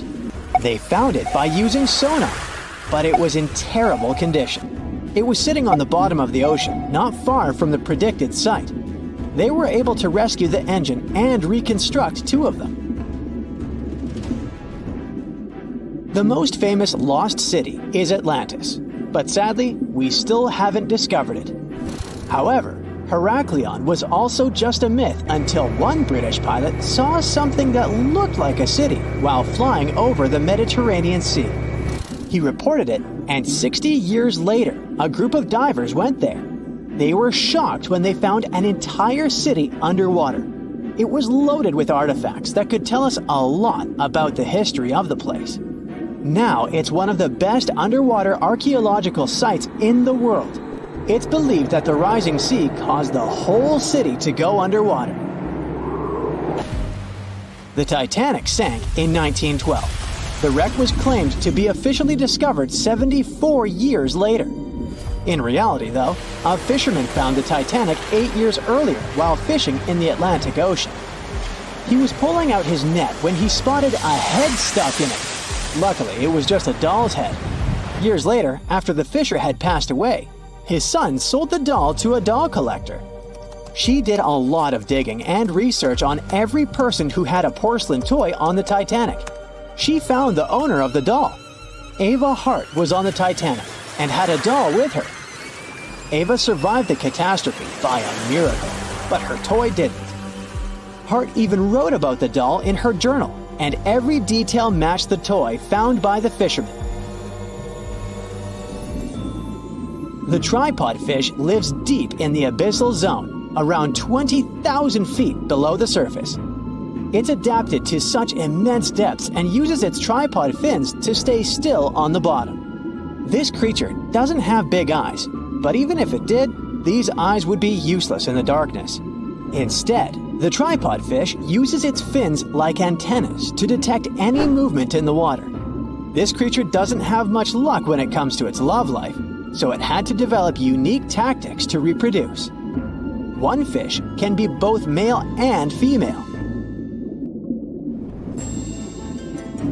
The next bizarre creature is the lizardfish. It has tons of razor-sharp teeth, a huge mouth, and really big eyes, which it uses for hunting.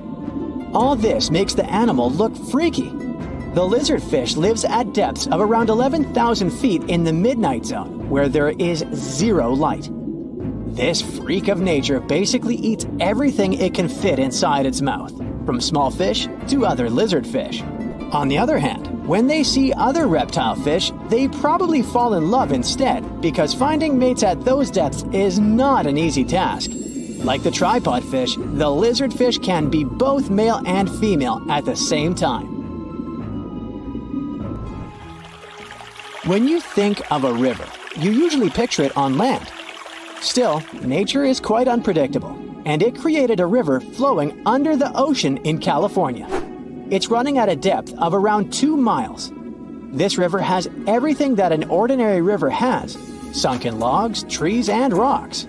And despite its uniqueness, it's not the only one in the world. There are also others in the Amazon and Greenland. A terrifying creature was discovered near Angola's coast by a remote operating vehicle. It looks like it doesn't have a head or a body. It was sitting at a depth of around 4,350 feet below the surface. After doing research, scientists concluded it wasn't anything from a sci-fi movie. It was just a cluster of siphonophores stuck together.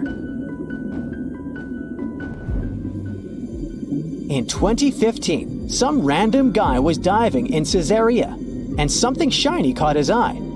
He reached out, grabbed it, and realized it was a gold coin. After that, he examined the bottom and found out that there were many more. He reported the incident to the local authorities, and they concluded that he had found Arabic treasure. The coins were made of solid 24-karat gold and were a few thousand years old, but due to the perfect salinity and temperature, they looked brand new. The coins belonged to a ship carrying cargo. It was caught up in a storm and unfortunately sank. One of the weirdest things ever discovered was found in the Baltic Sea. It's an anomaly that looks as if it was created by a different civilization. It was discovered by Swedish researchers, and they basically had no idea what it was. They had to ask tons of other scientists for their opinions. When you look at this formation from above, it's 200 feet long and looks exactly like a fallen spaceship. It's hard to believe that it's a natural formation, but spoiler alert, it's totally made by nature because the Baltic Sea has gone through many erosions throughout history. Most likely, the bizarre formation is the result of these processes. A group of divers in Madagascar were shocked when they found this 7-foot monstrosity of a knife on the seafloor. The speculation started immediately, and many said that the knife was from some giants that had fought megalodons and lived on Earth thousands and thousands of years ago. That could make a nice story, but the knife is most likely a movie prop that was lost at sea. One of the ocean's most bizarre animals is the frilled shark. It's believed that this fish is the reason for all those sea serpent stories that sea explorers of the past wrote about. These animals live pretty deep in the ocean, but sometimes they can be seen in shallow waters. It's super rare, but possible. The frilled shark has a big mouth sporting around 300 teeth. It also has a long body that looks like a lizard's, and it is truly a unique species of shark. Its prey can be half of its size because this shark's stomach is like that of a snake. and it can swallow huge fish or crustaceans. Spotting a few worms in your garden is no big deal, but after seeing a 26-foot-long one in the ocean, you will make your wetsuit a little wetter. This worm is super rare, and it's completely harmless to humans. It's actually not a giant worm. It's a cluster of zooids that are stuck together in a worm-shaped formation. They usually only eat plankton, bacteria, and other tiny things that can be found in the ocean. Probably the scariest thing in the ocean that is 100% real is the Magna Pinna, which can be found at crazy depths of 20,000 feet below the surface.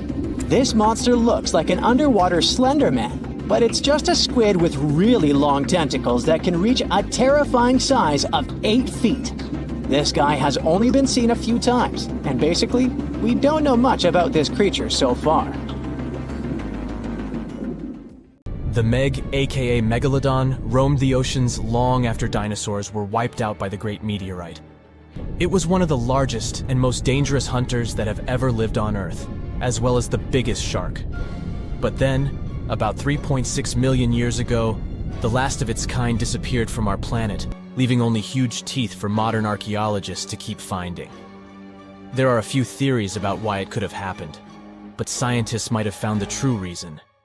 The Megalodon, which means big tooth, was the largest shark ever to exist. It reportedly lived around 20 to 3.6 million years ago and was truly enormous. Its bite was more powerful than that of a T-Rex, and likely any other powerful predator that has ever roamed this planet. It's probably not surprising since this marine creature had extremely strong jaws that could span from 9 to 10 feet wide. That's enough to swallow 2 grown-up people side by side. The jaws were also lined with 276 teeth, and they reached 7 inches in length. That's as long as a small hedgehog. Once these teeth got worn down, the shark got rid of them and grew new ones. Such large sedated teeth helped the Meg to eat meat easily. The shark itself could grow up to 59 feet long. That's twice the length of a London double-decker bus. The animal was also pretty heavy. While a fully grown T-Rex weighed about 8 tons, the weight of a large Megalodon could be more than 30 tons. With no competitors, the enormous shark was the real king of the oceans.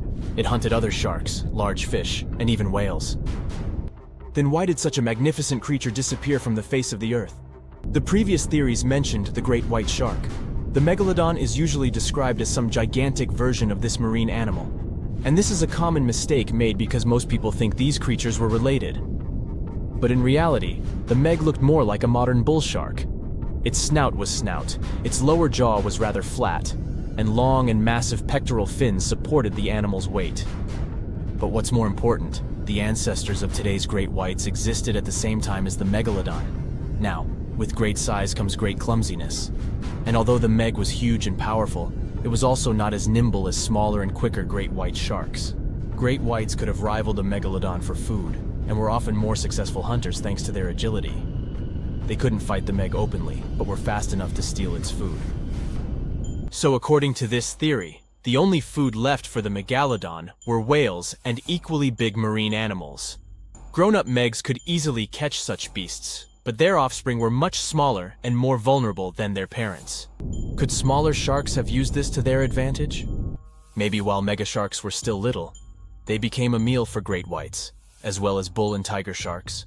Even at those times, a great white shark could reach the length of 20 feet, while a Megalodon kid was definitely smaller. But even if there had been no open confrontation between young Megalodons and smaller grown-up sharks, Meg kids wouldn't have been able to find food for themselves to grow to adulthood.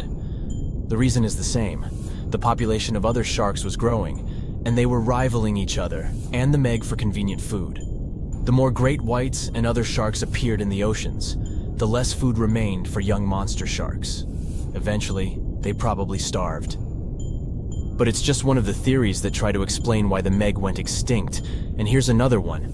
A new study has shown that the Meg was most likely a warm-blooded predator able to regulate its body temperature, and that might have been the reason why this species disappeared with time. Scientists analyzed isotopes of the tooth enamel of the Megalodon and concluded that the animal could easily maintain a body temperature that was around 13 degrees F warmer than the temperature of the surrounding water. Such a temperature difference is much greater than what other sharks living at the same time as the Meg had, and it's large enough for the ancient predator to be classified as warm-blooded. These days, most fish are cold-blooded. Their body temperature is the same as the surrounding water. But some sharks, like mackerel sharks, keep the temperature of all parts of their bodies a bit warmer than the surrounding water. But it doesn't make them completely warm-blooded because they simply store heat generated by their muscles. And in mammals, body temperature is regulated by a special region of the brain called the hypothalamus. Anyway, the Meg's warmer body allowed the animal to move faster, deal with cold water better, and spread out all over the world. But eventually, it might have led to a disaster. The Megalodon lived during the Pliocene epoch, pronunciation. It began approximately 5.3 million years ago and finished 2.5 million years ago. During that period, global cooling occurred. It also caused the changes in sea level, which the Megalodon probably didn't survive.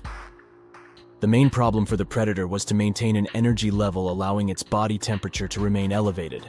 But to do it, the animal had to eat a lot, and I mean it. But it was a challenging task in a time of changing marine ecosystems and while competing with newcomers, such as the great white shark. If this theory is true, then the amount of energy the Meg had to use to remain warm could have contributed to its extinction. This new information is very important to us. It shows that many marine predators in modern oceans might be experiencing the effects of ongoing climate change too. By the way, have you heard that there have been several cases when people were sure they had seen the Meg? Or at least some similar extremely large monsters. And these sightings happened relatively recently. For example, in July 1916, the New Jersey coast of the US was terrified by a series of shark attacks. They happened during an oppressive heat wave when hundreds of beachgoers tried to find shelter from the heat near the water. People described the culprit that had caused all that havoc as a giant shark, much bigger than any regular one. Since then, scientists have been debating which shark species was involved in those accidents. The most popular guesses have been the bull shark and the great white. A picture of a huge shark roaming the Pacific Ocean not far from Guadalupe Island appeared in 1999. The creature was nicknamed Deep Blue. It could be distinguished from others by a wavy pattern separating its gray back and white belly. But even though some people claimed it could be the infamous Megalodon, experts came to the conclusion it was a female white shark, the largest ever seen. The average length of a male white shark is 11 to 13 feet. Females are bigger, up to 15 or 16 feet, but Deep Blue reached more than 20 feet in length. No wonder people were confused. For the last time, Deep Blue was spotted in 2013 near the western coast of Mexico's Baja California. But look, there's another jumbo shark, and you can meet it in any part of the world. The largest specimens can reach 40 feet long and weigh about 5 or even 6 tons. Could it be, if not the Megalodon itself, but one of its relatives? Again, a wrong guess. That's the basking shark. This animal prefers subpolar seas, with temperatures not higher than 58 degrees F. Even though some of these animals do migrate to warmer places. Like whale sharks, basking sharks are harmless and don't attack snorkelers or divers. These creatures have loads of small teeth, but they don't use them when feeding. Instead, they swim with their huge mouths open and swallow plankton. A grown-up basking shark can filter nearly 2,000 tons of water per hour.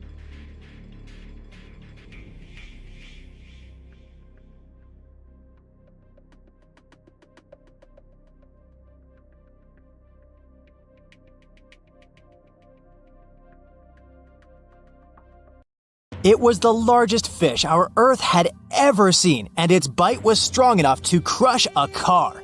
The largest of its teeth found was the length of a remote control. It consumed about 2,500 pounds of food a day. That's like 3,300 cans of tuna for you. The earliest Megalodon fossils are from about 20 million years ago, but you won't see its skeleton, and that's because the mighty Meg had no bones. A skeleton made from bones gives most animals their body shape and strength. Sharks, though, come from the same subclass as rays, skates, and sawfish and have cartilage instead of bones. Cartilage is a tissue that is softer and more flexible than bones, but it's still tough enough to shape the body and protect the internal organs. Some areas are more flexible since cartilage is weaker, and some, like the shark's head, are much tougher thanks to calcified cartilage. Their snouts, though, are made of really soft and flexible cartilage to work like a bumper in case of a collision with some dangers. Who knows if they'd be able to do all this with a heavy skeleton? Plus, cartilage makes their jaws more flexible, and they can open their mouths much wider than they would with a jaw made of bone. Our hero, Meg, was no exception, and it had the strongest bite of all living creatures, which was also made possible by a skeleton made of cartilage. Sharks take full advantage of their cartilage. It helps them swim and turn fast while hunting. One drawback of this type of skeleton is that it was really tricky for scientists to establish the shape and size of Meg. Normally, they would do it using fossilized bone skeletons or their parts. With Meg, they had to guess based on the teeth they found and comparisons with living relatives. A more recent 3D computer model was based partially on scans of a preserved spine discovered in the 1860s. The model showed that Meg was bigger, faster, and even hungrier than scientists had previously thought. Looks like an average megalodon was 52 feet long. That's slightly bigger than the height of the Hollywood sign and weighed 10 times as heavy as an elephant. There were also much bigger creatures. Scientists still aren't sure how the megalodon got this size. The fact that there were bigger and smaller Megs probably has to do with a little something called Bergmann's rule. It says that the temperature of the surrounding environment affects the animal's body size because they either need to conserve or shed heat. The megalodons that reached cooler waters probably needed more body weight to make sure they survived in low temperatures. Those living in warmer waters had to be smaller to avoid burning up. If the researchers were correct in their calculations, it also means that Meg reached a cruising speed of over 3 miles per hour, which is much faster than other sharks. The still-living great white shark can cover a distance of nearly 7,000 miles without stopping, which is 9/10 as long as the diameter of Earth. It looks like the megalodon could have gone much further. Megalodons managed to survive on our planet for nearly 70 times longer than humans have. They were roaming the oceans for around 20 million years, and you could see them pretty much anywhere except near the poles. Scientists discovered the most northern fossils off the coast of Denmark and the most southern in New Zealand. The reason why there were no megalodon teeth found in Antarctica is most likely that these adapted to only warm tropical and subtropical waters. The younger ones like to keep to the shores, while full-grown adults preferred coastal areas, but they could easily move into the open ocean as well. When our planet went through a period of global cooling and drying, and the seas began to freeze around 3.6 million years ago, there was less and less room for Meg to thrive. Much of their prey, like smaller whales, seals, and sea turtles, disappeared or relocated to waters that were too cold for our hero. And at the same time, the number of its natural competitors, like smaller predatory sharks, like the great white shark, and whales increased. This shifting food chain dynamics could have been even more dangerous for the Meg than the cold ocean water. You're used to seeing them on the big screen as heartless monsters, but these huge sharks were actually loving and caring family guys. Scientists discovered several megalodon nursery areas in Florida, Maryland, Panama, and off the coast of Spain. It looks like they gave birth to their young in shallow water environments.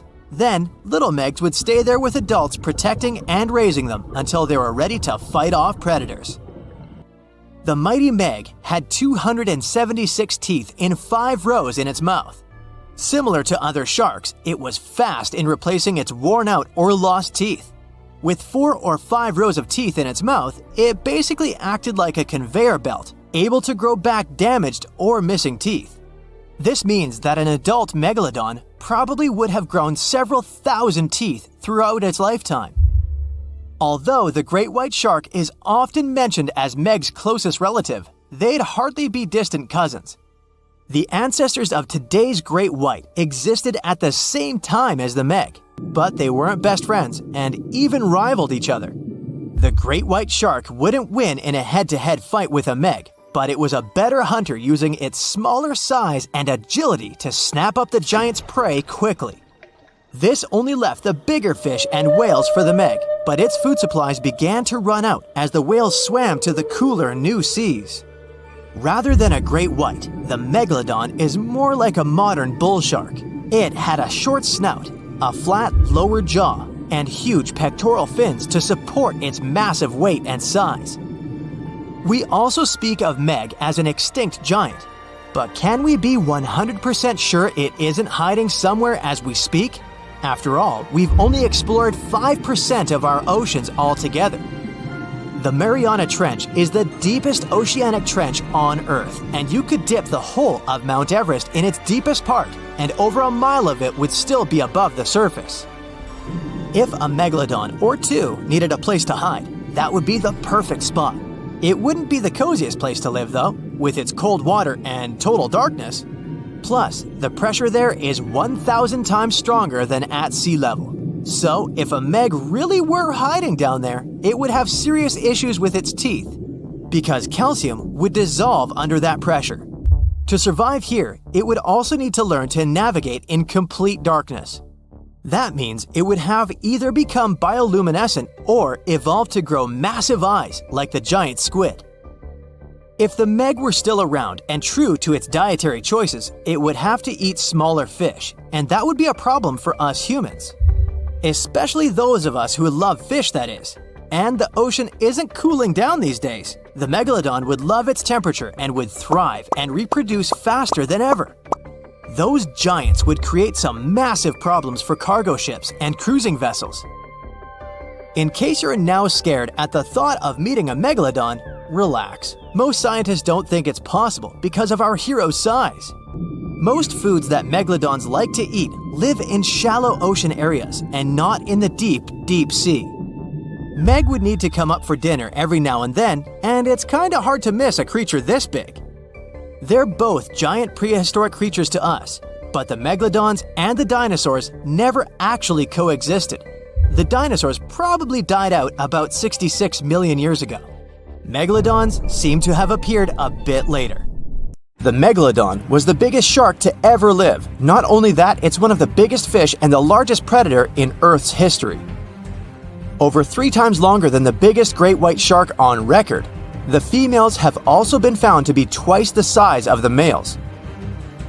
The Megalodon could swallow a small car without even touching its teeth, if cars had been around then. In fact, the Meg was so big and powerful that it had no natural predators. It was the uncrowned king of the seas, swimming freely from ocean to ocean. This cosmopolitan creature was found all over the world, from America to Europe and Australia and Japan, assuming there were countries back then. Meg fossils have been found on every continent except Antarctica. Everybody skips Antarctica. Science tells us that the Megalodon went extinct over 3.6 million years ago. But could they still be alive at the deepest depths of the ocean? The fearsome name, Megalodon, comes from 2 Greek words, megas, meaning big, and odont, meaning tooth. Combined, they mean big tooth, and it certainly lived up to its name. Just one of its chompers is the same size as a human head. It had 276 humongous teeth in total, across 5 terrifying rows. In all of history, only a couple of saber-toothed cats and the T-Rex had consistently bigger teeth. Now that's a showdown I'd like to watch. The Megalodon vanished millions of years ago, leaving only huge teeth to be found by modern archaeologists. Only around 80% of the ocean has been explored, so who knows what's lurking at the bottom. If you did manage to make it down, it's unlikely that you'll run into Meg though. The sharks, like us, preferred warm coastal waters. Deep ocean living would be too cold for the beasts, and food would be scarce. Their entire bodies would also have to evolve to avoid being squished by the enormous water pressure down there. It's unlikely that they're still around, but not impossible. Now, about the appearance of the Megalodon. Scientists believe it didn't look like a great white shark. The Megalodon belongs to a different fish family and most likely looked like a giant sand tiger shark. Flattened snout, small eyes. Its dorsal fin moved backward. The sand shark has 2 dorsal fins about the same size. The coloration is light brown with a white belly. It may have had brown-red spots like a sand shark all over its body. We used to think of the Megalodon as something scary from the first finds of its fossils. That was back in the Renaissance era. People found some teeth in the rocks. At first, these teeth were thought to be the tongues of dragons or snakes. And here is the first drawing of what the owner of these teeth supposedly looked like. A massive snout with a scary nose and a bunch of razor-sharp teeth. The Megalodon is usually described as a sort of giant great white shark, but this is just a common myth. In fact, the ancestors of today's great white existed at the same time as the Meg. But they weren't the best buddies and were even in competition with each other. The great white shark was a better hunter, using its smaller size and agility to snap up Meg's prey quickly. They were also known to eat Meg pups, who were only half their size. This didn't help the whole extinction thing. We also have evidence that megalodons were brutal hunters, kings of the food chain. The first combat tool in their arsenal was the battering ram. The Megalodon would take its prey by surprise. It had only one chance to hit it. If it missed, it would take too long for a second round. The maneuverability of the Megalodon was comparable to a large truck. While a great white was no match for an adult Meg in a head-to-head fight, they sure weren't scared of stealing their food. This only left the bigger fish and whales for the Meg. But its food supplies began to run out as the whales swam to the cooler new seas. The whales adapted to prefer the colder temperatures, leaving our friend the Meg behind. The Megalodons either starved or were frozen into extinction by the Ice Age. Rather than a great white, the Megalodon is more like a modern bull shark. It had a short snout, a flat lower jaw, and huge pectoral fins to support its massive weight and size. As scary as they are, these sharks were actually caring family guys. Several Megalodon nursery areas have been discovered in Florida, Maryland, and Panama. They gave birth to their young in shallow water environments. We know this from discovering loads of tiny Megalodon teeth found in these areas. I wonder if they had nannies too. But how come there are so many Megalodon teeth out there for us to analyze? Due to their messy, aggressive eating habits, sharks regularly lose their teeth. They lose a set of teeth every 1 to 2 weeks. That's 40,000 teeth in a lifetime. They must rake in a fortune from the tooth fairy. Because of this, their teeth were continually raining down to the ocean floor. Luckily for us, they're also the hardest part of the shark skeleton, which is why so many teeth have survived and become fossilized. It's fair to say the first discoveries of the Meg's teeth confused people. Early discoverers thought that the Meg's teeth were petrified tongues of ancient serpent creatures. They even used to call them tongue stones. It's also a common myth that the Megalodon was around at the same time as the dinosaurs, although this would have been pretty cool. The dinosaurs were wiped out around 66 million years ago. But the Megalodons came much later. The oldest Meg fossil is only around 23 million years old, but it's tricky to pinpoint the exact date. After all, calendars weren't invented yet. They became extinct way before humans even evolved. The earliest Homo sapiens, which is a fancy name for the first humans, emerged about 2.5 million years ago. But what if the Megalodon shark didn't go extinct? Whale populations have dropped drastically since these guys were last around, so there'd be way fewer whales for them to chomp down on. Whales have also gotten a lot smarter and learned new defensive moves, making them way harder to take down. It's estimated that they ate around 12 tons of food each day. The Kraken is a colossal squid, a legendary sea monster, the biggest hunk of calamari you ever saw. And if this monster had existed, the world would have changed beyond recognition. The Kraken has powerful tentacles, solid muscles with suckers at the end. They're impossible to escape. The Kraken can break a ship in half, or just pull it down into the depths. But the worst thing about the Kraken is its size. According to old sailors' stories, its size is almost 10 soccer fields. Hey, maybe the Kraken could play soccer. The Kraken legends said the monster was so giant that sailors mistook it for a small island. In past centuries, it would have been impossible to defeat such a beast. If the Kraken existed in reality, it might have had offspring. Yeah. In all the world's oceans, there would be giant monsters that could sink any ship. It's unlikely that the Kraken would have competitors in its habitat, so its population would grow strongly. Since the Kraken is enormous, it would need a lot of food, so the population of other large sea animals would fall significantly. Blue whales, great white sharks, other giant squids, all the big sea creatures would be endangered. The Kraken belongs to the cephalopod genus. This species includes squid and octopus, some of the most intelligent creatures on the planet. The Kraken is a skilled hunter and will never fight in the open. Colossal squids live in deep waters and they have the largest eyes among all animals. The squid's eye is the size of a dinner plate. Thanks to this, they can see their prey from far away. Similarly, a Kraken would spot the ship much sooner than sonar could pick up the Kraken. It would always have the drop on you. Well, that's not good. In 1857, a squid beak was discovered on the coast of Denmark. Other huge squid remains were found in the Bahamas, and then scientists were convinced that gigantic squids existed. While colossal squid have been officially discovered since then, it's been more than 100 years and we still don't know what the max size they can grow to. The fact is, colossal squids are one of the most elusive creatures on Earth. They live in the depths of the ocean where it's challenging for scientists to reach. Any dive to a greater depth requires powerful, bulky equipment. Underwater bathyscaphs and cameras make a lot of noise and light, which squids notice from afar. They flee before we can see them. It's difficult to say if these huge squids were the size of a small island, but the truth is, we've only studied about 5% of the ocean. It may be that in its depths, monsters much more terrible than the Kraken swim.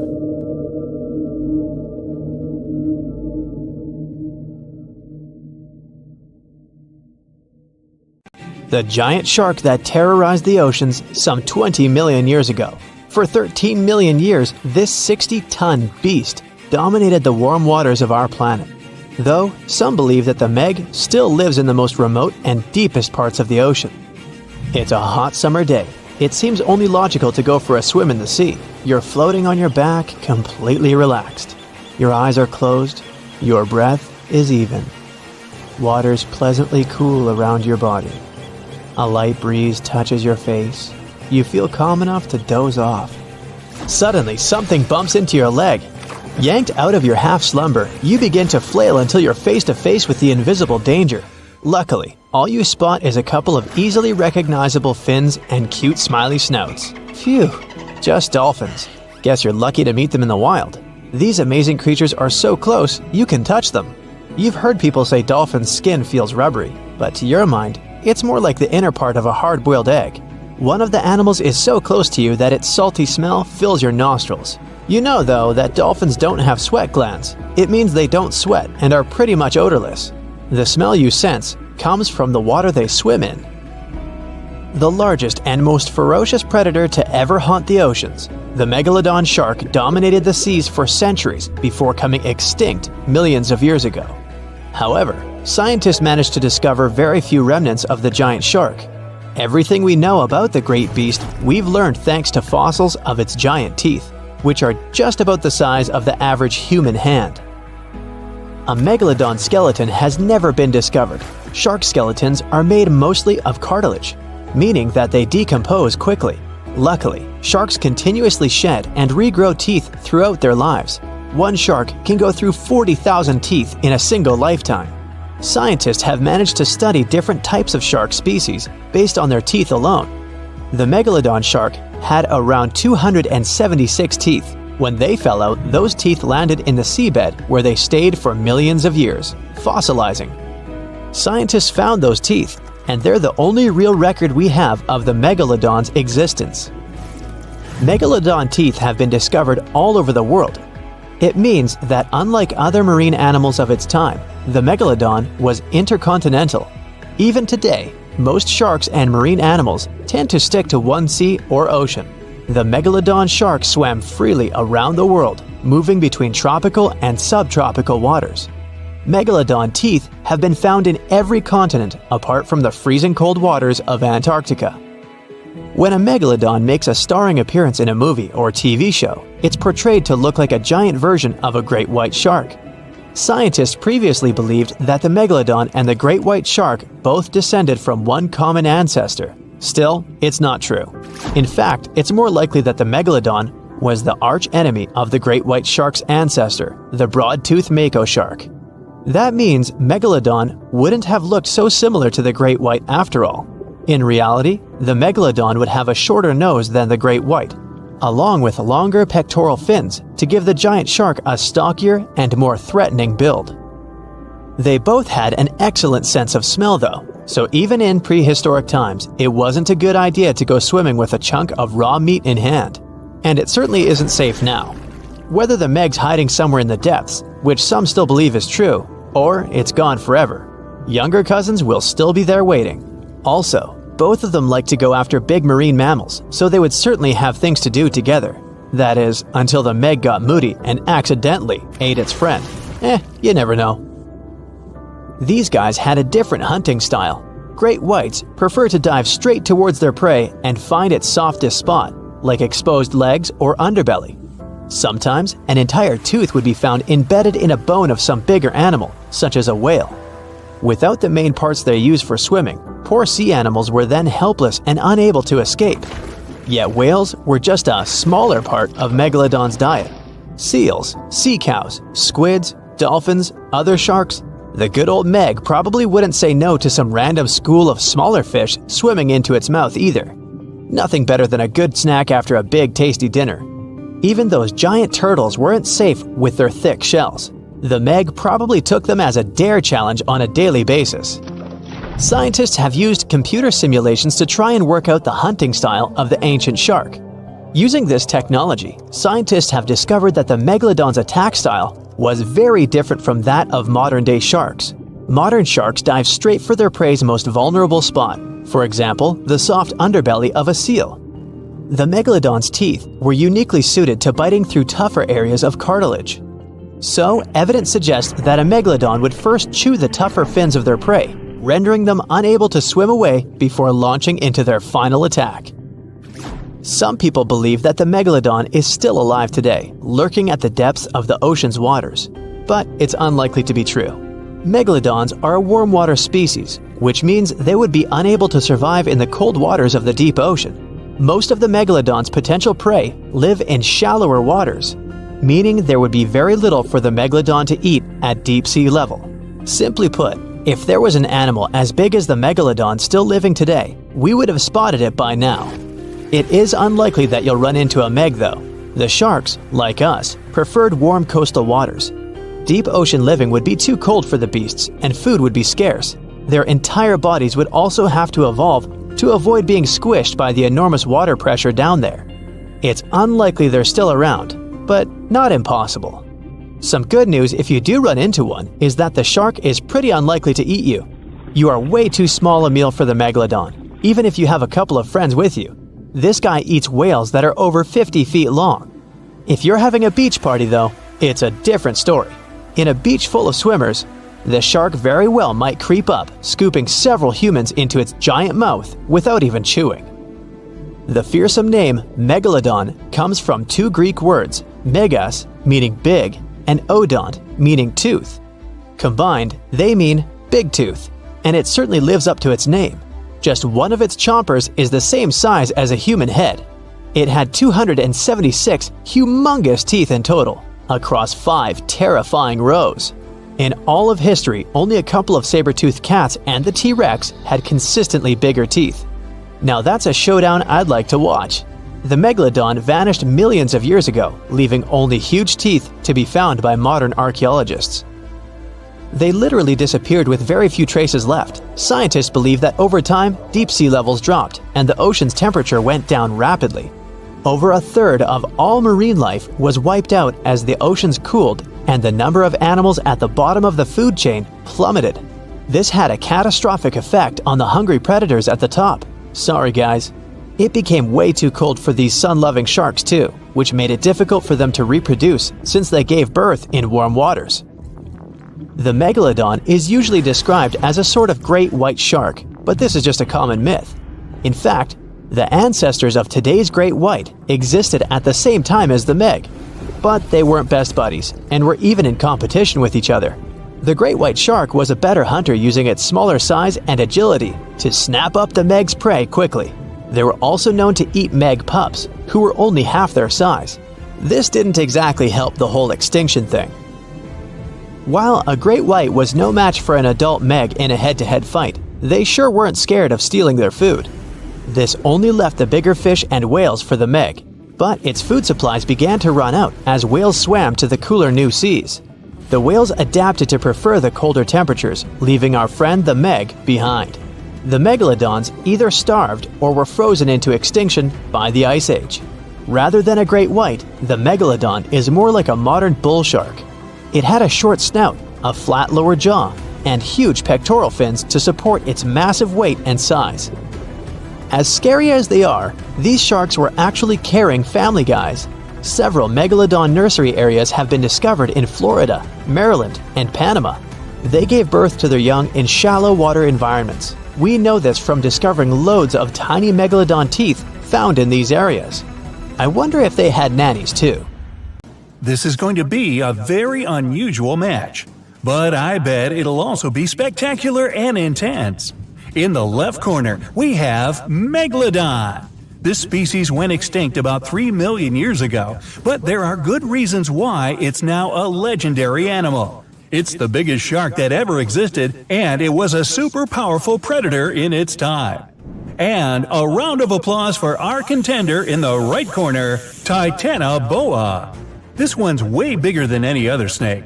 It lives in the swamps of Colombia, and it's the real boss of the area. Titanoboa can eat absolutely any animal it decides to hunt, and it faces no competition. It can swallow a giant turtle or even a crocodile.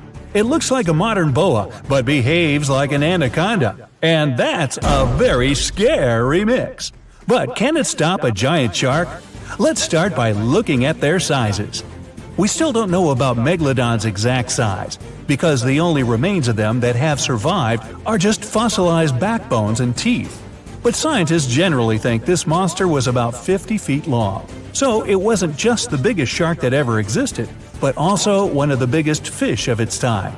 Its closest rival is the modern whale shark, but they're only about 40 feet. The giant Titanoboa got so big thanks to a lucky coincidence. Snakes are cold-blooded animals, so they need a warm climate to live and grow in. Northeastern Colombia is perfect. It was about 90 degrees when Titanoboa was alive. This helped it grow to an incredible 42 feet in length. Titanoboa could easily swallow the longest snake registered in the Guinness Book of Records, which is only about 25 feet long. And that's a big gulp. So we have 50 feet versus 42. The first point goes to Megalodon. What about weight? Titanoboa is about 2,500 pounds. That's heavier than a small car, including the passengers. But it might be even heavier if you run into Titanoboa after it's had lunch. In that case, you can add a few hundred pounds more from the turtle or the alligator that it just swallowed. If you put Titanoboa on some very large scales, you'd need 5 giant anacondas on the other side to balance them out. But Megalodon is an incredible 50 times heavier than Titanoboa. The average adult female weighs between 27 and 59 tons. That's as much as an empty Boeing 737 airplane. And that's without carry-on luggage either. Luckily enough, Megalodon can't fly. So obviously, Megalodon wins in the weight category. That's one more point to the ancient shark. Although having such a large weight makes it difficult for the shark to move, and also means it's a little clumsy. Which leads us to our next category, speed and agility. Megalodon can swim at about 16 feet per second. That's enough to make it the ultimate predator, but it's still slower than plenty of other species. If Megalodon was swimming in a pool and Usain Bolt was running along next to it, he would be twice as fast. His top speed is almost 40 feet per second. Now, a sailfish, which is the fastest sea creature, can reach about 100 feet per second. Megalodon's size and weight make it turn really slowly, just the same as a large truck. So, when it attacks, the shark has only one chance to strike. If it misses, it has to go around for a second attempt. This gives its prey more than enough time to run away. Titanoboa isn't that fast either, especially on land. But when the giant snake is in the water, it can swim at a speed of up to 12 miles per hour. Not much, but enough for it to escape from Megalodon if it needs to. It's learned to swim so well because water is its main hunting ground. And because Titanoboa is a snake, duh, it also has incredible mobility. It can wriggle around and change direction very quickly, so it can easily dodge Megalodon's bite. So here's the first point for Titanoboa. The score is 2-1 in favor of Megalodon. Next section, fighting skills. Megalodon is incredibly smart. It can change tactics depending on what kind of prey it's hunting. Scientists have found teeth markings from Megalodon on some whale fossils. These show that the giant sharks aim their bites at their prey's vital body parts to take them out quickly. Other remains of Megalodon's victims have multiple fractures. This is because Megalodon performs a super powerful ram attack that can knock almost anything out. In fact, this 50-ton beast can easily smash through concrete walls. So, Megalodon's opponents don't really stand a chance. Some of them prefer to first damage the tails and fins of the whale they're hunting. This stops it from escaping, letting the huge predator finish off its defenseless victim. Now, what can Titanoboa do in response? The giant snake isn't poisonous, but this doesn't stop it from hunting prey up to 4 meters long. Its bite has a very special design. The structure of its teeth and jaws lets Titanoboa really clamp down on the body of its prey, so there's no escape. When hunting, Titanoboa uses similar tactics to an anaconda or a boa. By that, I mean it uses its powerful muscles and weight to stop its prey from moving. It deploys all of its strength to take away the animal's energy, making it helpless. So, Titanoboa is not only really speedy and agile, it can also fight its corner pretty well. It's definitely earned a point in the fighting skills section. The score is now 2-2. That's a tie going into the final round. We've got one more section before we find out which of these ancient monsters will win. Up now is fighting tools. Apart from its ramming power, Megalodon has something else up its sleeve, even though it really doesn't have arms or wears a coat. Let's take a look at its jaw. Its teeth are about 7 inches long. That's an absolute record for all known shark species in the world. Megalodon has about 250 of these deadly pointy things arranged in 5 rows.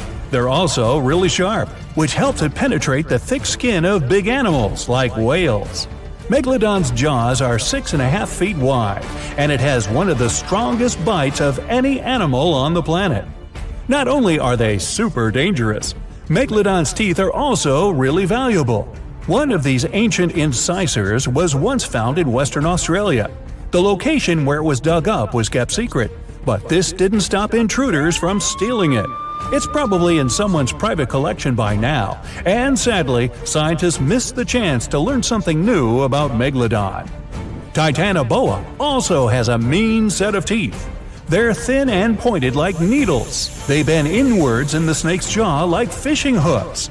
This little feature helps Titanoboa get a grip on its prey and prevent the slightest chance of it running or swimming away. If the animal tries to pull itself free, it will only hurt itself even more.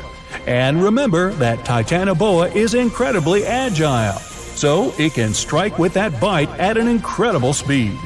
Now, it's time for the fight itself. Titanoboa never swims in the open sea, but here Megalodon has gotten lost and ended up in a shallow, swampy area off the coast of Colombia. In water like this, Megalodon finds it even harder to move around. It could bite Titanoboa just once and the fight would be over. But because the shark moves so much slower than the snake, for now he doesn't get the chance to snap those enormous jaws. Titanoboa starts attacking Megalodon, but it can't do much damage to that thick skin with its sharp but very short teeth. Eventually, Megalodon gets its chance and ends the fight with a single bite. It turns out that those huge teeth were what really mattered in this competition. Chew on that for a while. That's 3-2, and a victory to the giant shark. Now, at some earlier stages of research, scientists reconstructed the Megalodon looking like a bigger, just a little more dangerous, version of a great white shark. Movies then followed suit, added a couple of details on their own, and ta-da! We've got a marine giant that could grow up to 90 feet long. Well, hold on. Megalodons were usually between 50 and 55 feet, sometimes growing up to 60 feet. For comparison, a bowling lane is 60 feet long, a school bus is around 45 feet, and an average person is 5 feet 10 inches tall. So yeah, not bad Megalodon, but still not 90 feet. Its weight was around 50 to 60 tons, which is something like 10 adult elephants or even a Boeing 737. That's just their females though. The ladies were almost twice as big as the males. Another movie versus reality thing. The Megalodon had nothing to do with a great white shark. The closest they could be is cousins, because Megalodon, in fact, is the last descendant of a completely different lineage of sharks. Plus, its kind is around 3 times bigger than an average great white. It has a shorter nose and a much flatter jaw that almost looks like it's squashed. Also, Meg's pectoral fins are longer than those of the great white sharks. Ancient predators ate a lot, so they needed something to support their weight.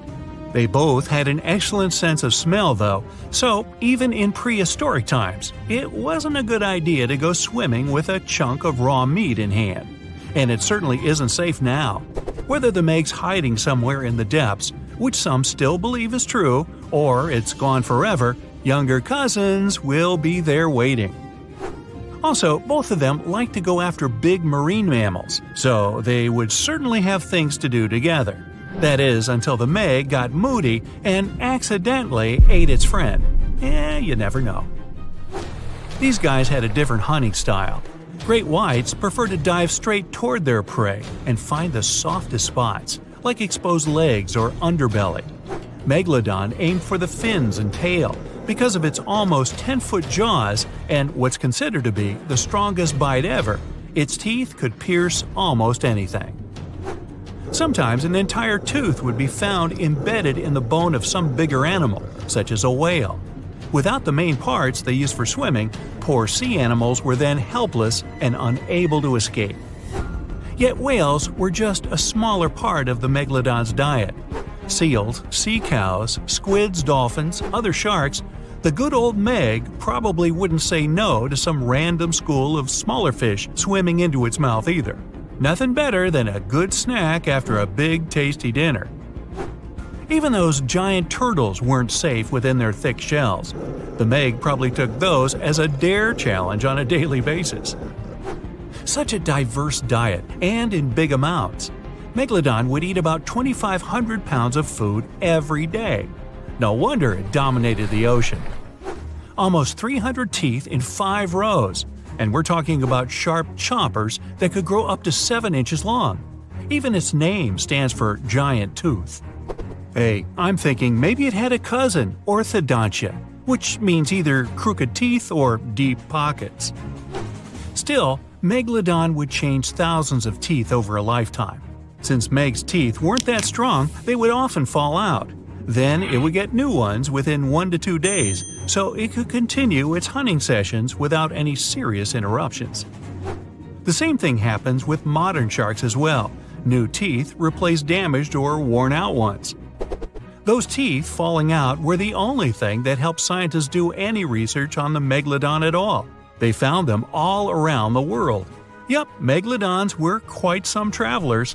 They lived in all oceans, and their fossils were found on all continents except Antarctica. What, too cold? Since their skeletons were not made of bone but of cartilage, teeth are the only evidence they've ever even existed. They gave scientists an insight into a lot of things, including size. Even with modern sharks, scientists determine their size by the dimensions of only one tooth, and do the same with the Meg. Megalodon had the strongest bite of all living creatures on Earth. It would definitely be fun to see the clash between the Meg and, say, T-Rex. Sadly, they missed their chance to meet and establish some long-term friendship, since dinosaurs went extinct over 60 million years ago. Meg, on the other hand, terrified all the inhabitants of the seas and oceans from 23 to 2.5 million years ago. Where could Megalodon live these days? Well, it would probably love the places modern sharks go too, such as Florida, Hawaii, Brazil, South Africa, or some other tropical paradise. When you think about it, it's not bad at all. Meg, take me with you! Meg itself didn't have any serious competition or a natural enemy, but its infants were too weak to defend themselves. That's why the apex predator had to choose warm, shallow waters with no strong currents to raise its babies. Those, by the way, were around 6.5 feet long, not quite tiny themselves. Scientists actually found some of their juveniles' teeth, so it seems like part of their nursery areas was the coast of Panama, and that's 10 million years old. Okay, time to meet with one of Megalodon's potential rivals, the mighty sperm whale. 45 to 60 feet long, the size sure makes it quite an adversary. Modern sperm whales don't have such big teeth, but their ancestors, which lived around 13 million years ago, were well packed.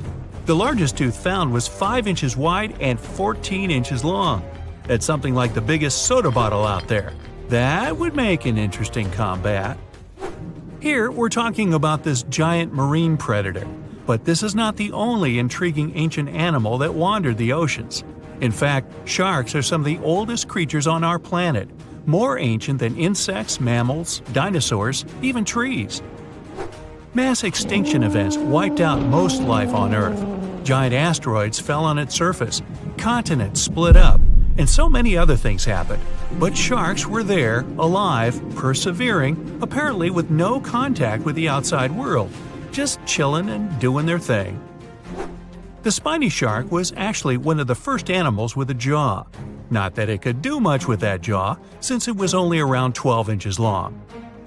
Meg wouldn't even bother around this one, and it wasn't even a real shark, it just looked like one.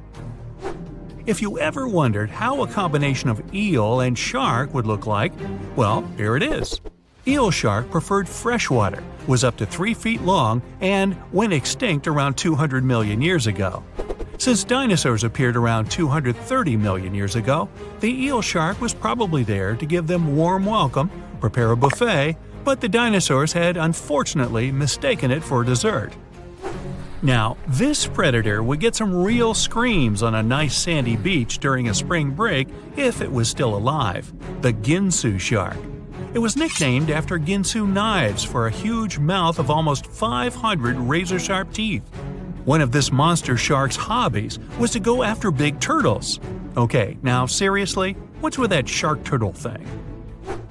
Scissor-toothed sharks. Now we're talking. These guys lived around 300 million years ago and had some strangely shaped heads. The weirdest part were their jaws. This shark didn't shed old and worn-out teeth, but kept growing new ones at the back. Those in the front were then pushed forward, and with age, the shark got a really strange scissor-tooth look. Scientists are still unsure why it had to be like that. Hey, time to call in the orthodon. Even during the Meg's long reign, our favorite ancient predator still wasn't the only scary giant shark in town. For instance, I can't pronounce its name, so I'll just call it Mr. C. Unfortunately, not enough of its fossils were found to get more information, but some research says it had teeth more than 5 inches long. That also implies it could probably grow to be 20 feet long. Oh, and if it only left just a couple more teeth around, I guess the Meg wouldn't be the only movie star from those times. So close, C, so close. That's it for today. So hey, if you pacified your curiosity, then give the video a like and share it with your friends. Or if you want more,